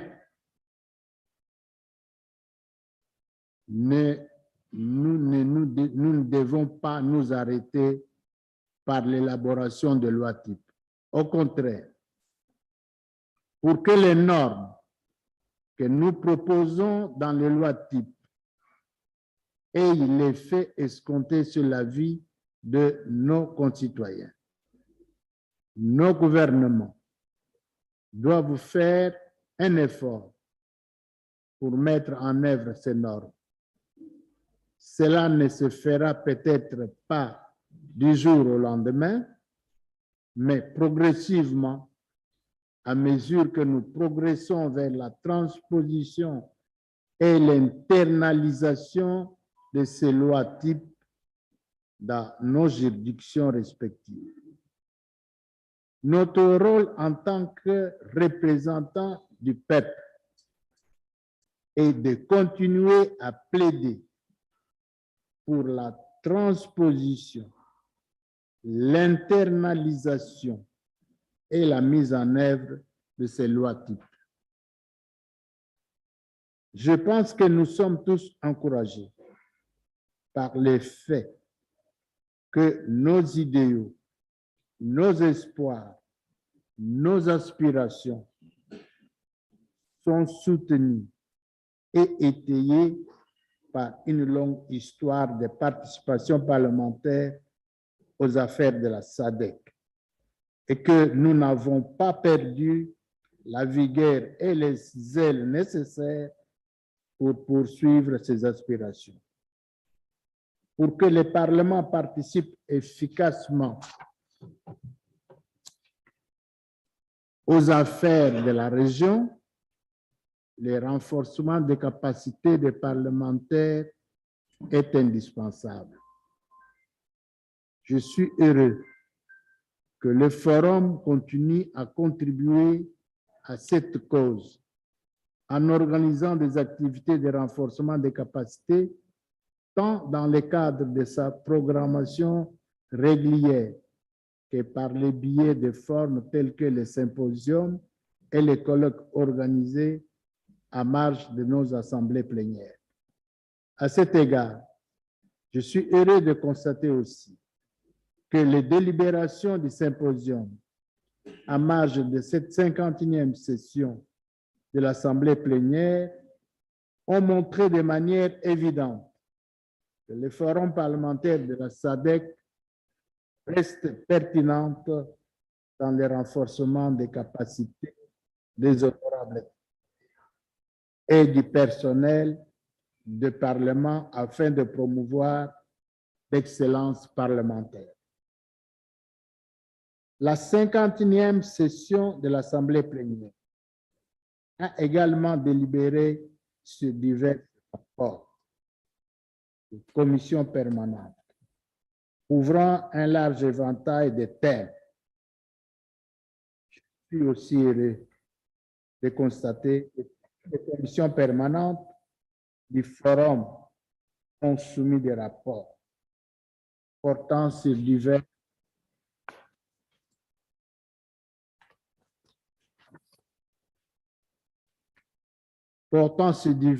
thèmes importants. Comme on peut s'y attendre, dans toute institution parlementaire dynamique, nos délibérations sur les rapports des commissions ont toujours été animées et rigoureuses grâce au rapport des commissions parlementaires. Les forums a adopté des résolutions essentielles visant à soutenir la mise en œuvre de diverses aspirations de la SADC dans des domaines tels que la promotion de l'égalité des sexes, l'autonomisation des jeunes, l'agriculture, la gouvernance des ressources naturelles, la lutte contre la corruption, la mobilisation des ressources nationales et les élections, pour n'en citer que quelques-uns. La 51e Assemblée plénière a également adopté un certain nombre de résolutions clés concernant ces opérations par le biais du rapport du comité exécutif et du rapport du trésorier. Et ces résolutions seront désormais mises en œuvre par le secrétariat. En dernier lieu, je note avec satisfaction que suite à l'approbation du principe de la transformation du forum en un parlement régional par le 41e sommet des chefs d'État et de gouvernement de la SADC qui s'est tenu en août 2021 à Lilongwe, au Malawi. Des progrès significatifs ont été enregistrés sur la voie de la réalisation de cette aspiration. Permettez-moi de saisir cette occasion pour remercier une fois de plus tous mes collègues, présidentes et présidents des parlements de la SADC, qui ont participé de différentes manières aux efforts de plaidoyer et de lobbying en faveur de la transformation. Je tiens tout particulièrement à remercier l'honorable maître, notre collègue qui est avocat, Jacob Francis Vilandamilimo Mudenda, président du Parlement des Îles, pour sa contribution personnelle. Il a été infatigable pour ce travail-là.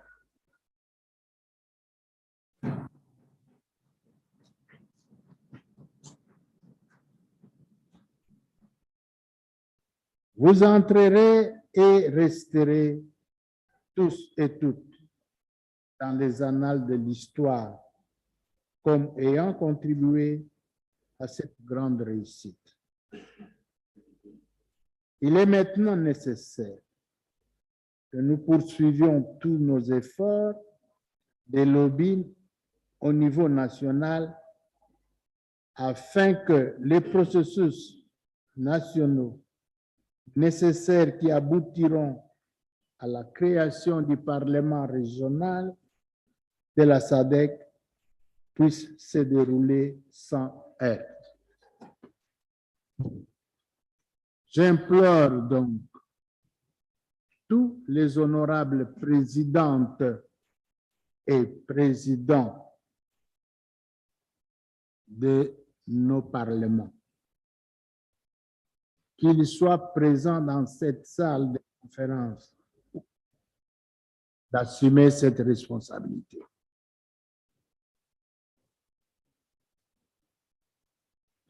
Permettez-moi, chers collègues, d'exprimer également notre gratitude à la présidente du Parlement hôte, l'honorable Catherine Gotana Ara, pour les dispositions méticuleuses prises pour bien accueillir les délégués et la facilitation des procédures mises en place.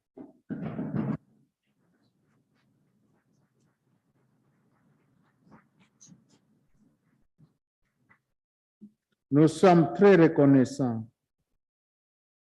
au Parlement, au gouvernement et au peuple du Malawi pour l'accueil chaleureux,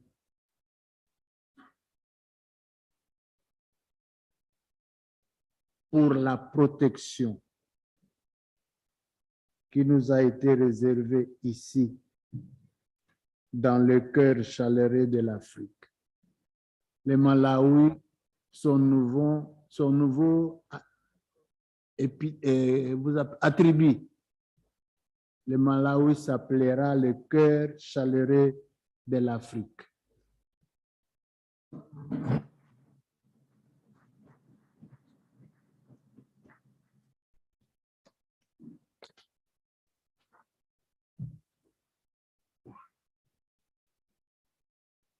Honorables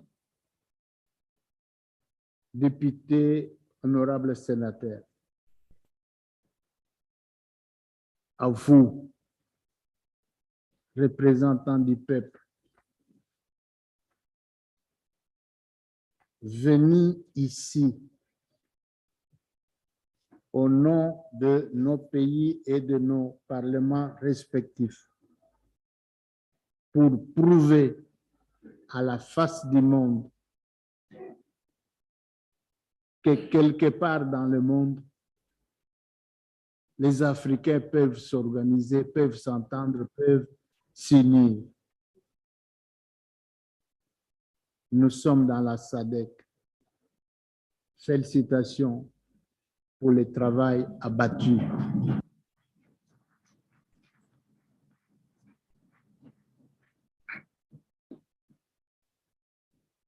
Chers collègues,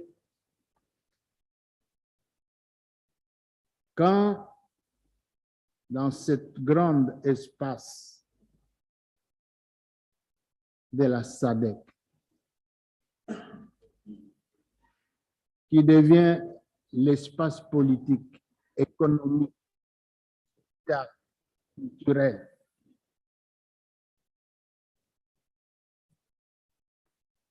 quand un de nos pays souffre, c'est la SADC qui souffre. La Mozambique souffre. La République démocratique du Congo souffre. Avec les affres de guerre, les affres de terrorisme, nous comptons comme toujours sur la solidarité agissante des parlementaires membres de la SADC.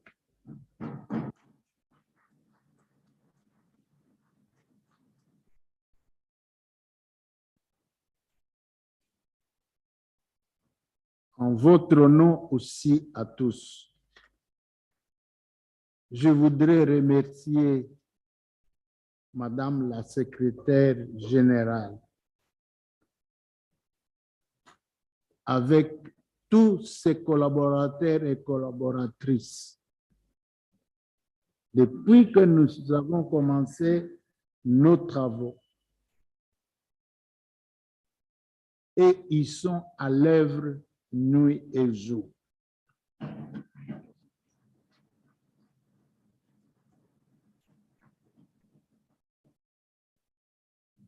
Nous vous félicitons, nous vous encourageons. En dépit des difficultés que vous éprouvez pour remplir la mission qu'on vous a confiée, nous vous encourageons à poursuivre. Je demande à mes collègues présidentes et présidents du Parlement pour que nous soyons, nous, des interprètes auprès de nos chefs d'État, en tout cas le budget de la SADC, essentiellement du secrétariat, soit quand même amélioré.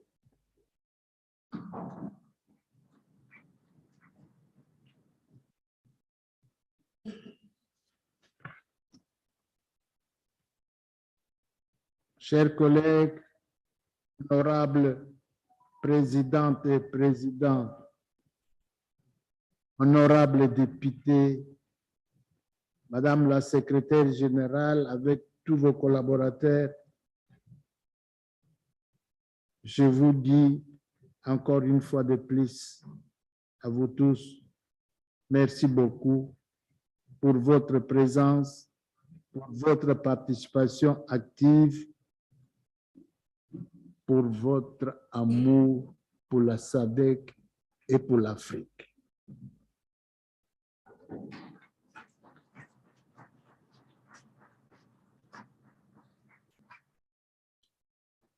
Que Dieu bénisse les Malawi. Vive la SADC, vive l'Afrique. Merci.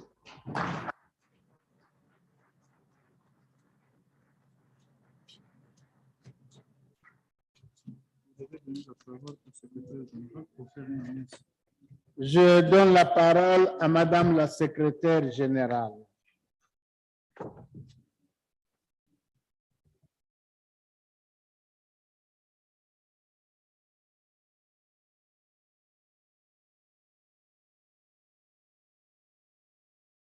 Friday, the 15th July. Only the speakers and leaders of delegation are the ones who participate in the excursion. Members of staff will be part of the excursion.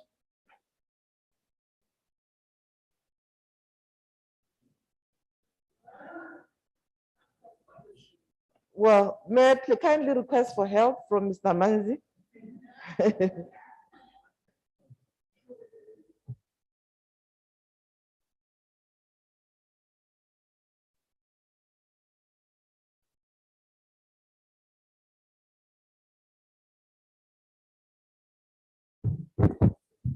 Thank you, Right Honorable President and the delegates. The announcement is about the excursion tomorrow. There will be an excursion tomorrow. The delegates will be taken to Lake Marawi, Sarima. And the announcement that the SG was making is that it's only the speakers and members of parliament. Members of staff will unfortunately not be part of the excursion. Departure will be at 8:30 from this place, BICC. So we expect that the delegates should be here before 8:30 for departures at 8:30. The rest of the programs, honorable delegates, will see them, will circulate the program for the excursion. I think that's the announcement that the SG was trying to make. Thank you so much.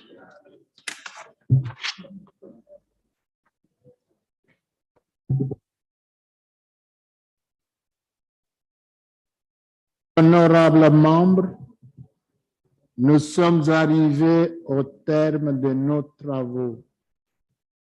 Dans le cadre de la 51e Assemblée plénière. Par conséquent, l'Assemblée plénière est ajournée jusqu'à la 52e Assemblée plénière qui se tiendra en Afrique du Sud à une date qui nous sera communiquée ultérieurement.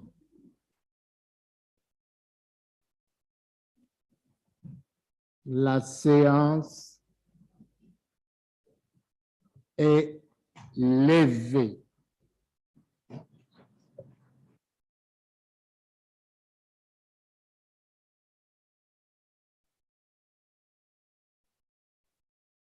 Dieu vous bénisse, que Dieu, le bon Dieu vous bénisse tous, chers collègues. Merci.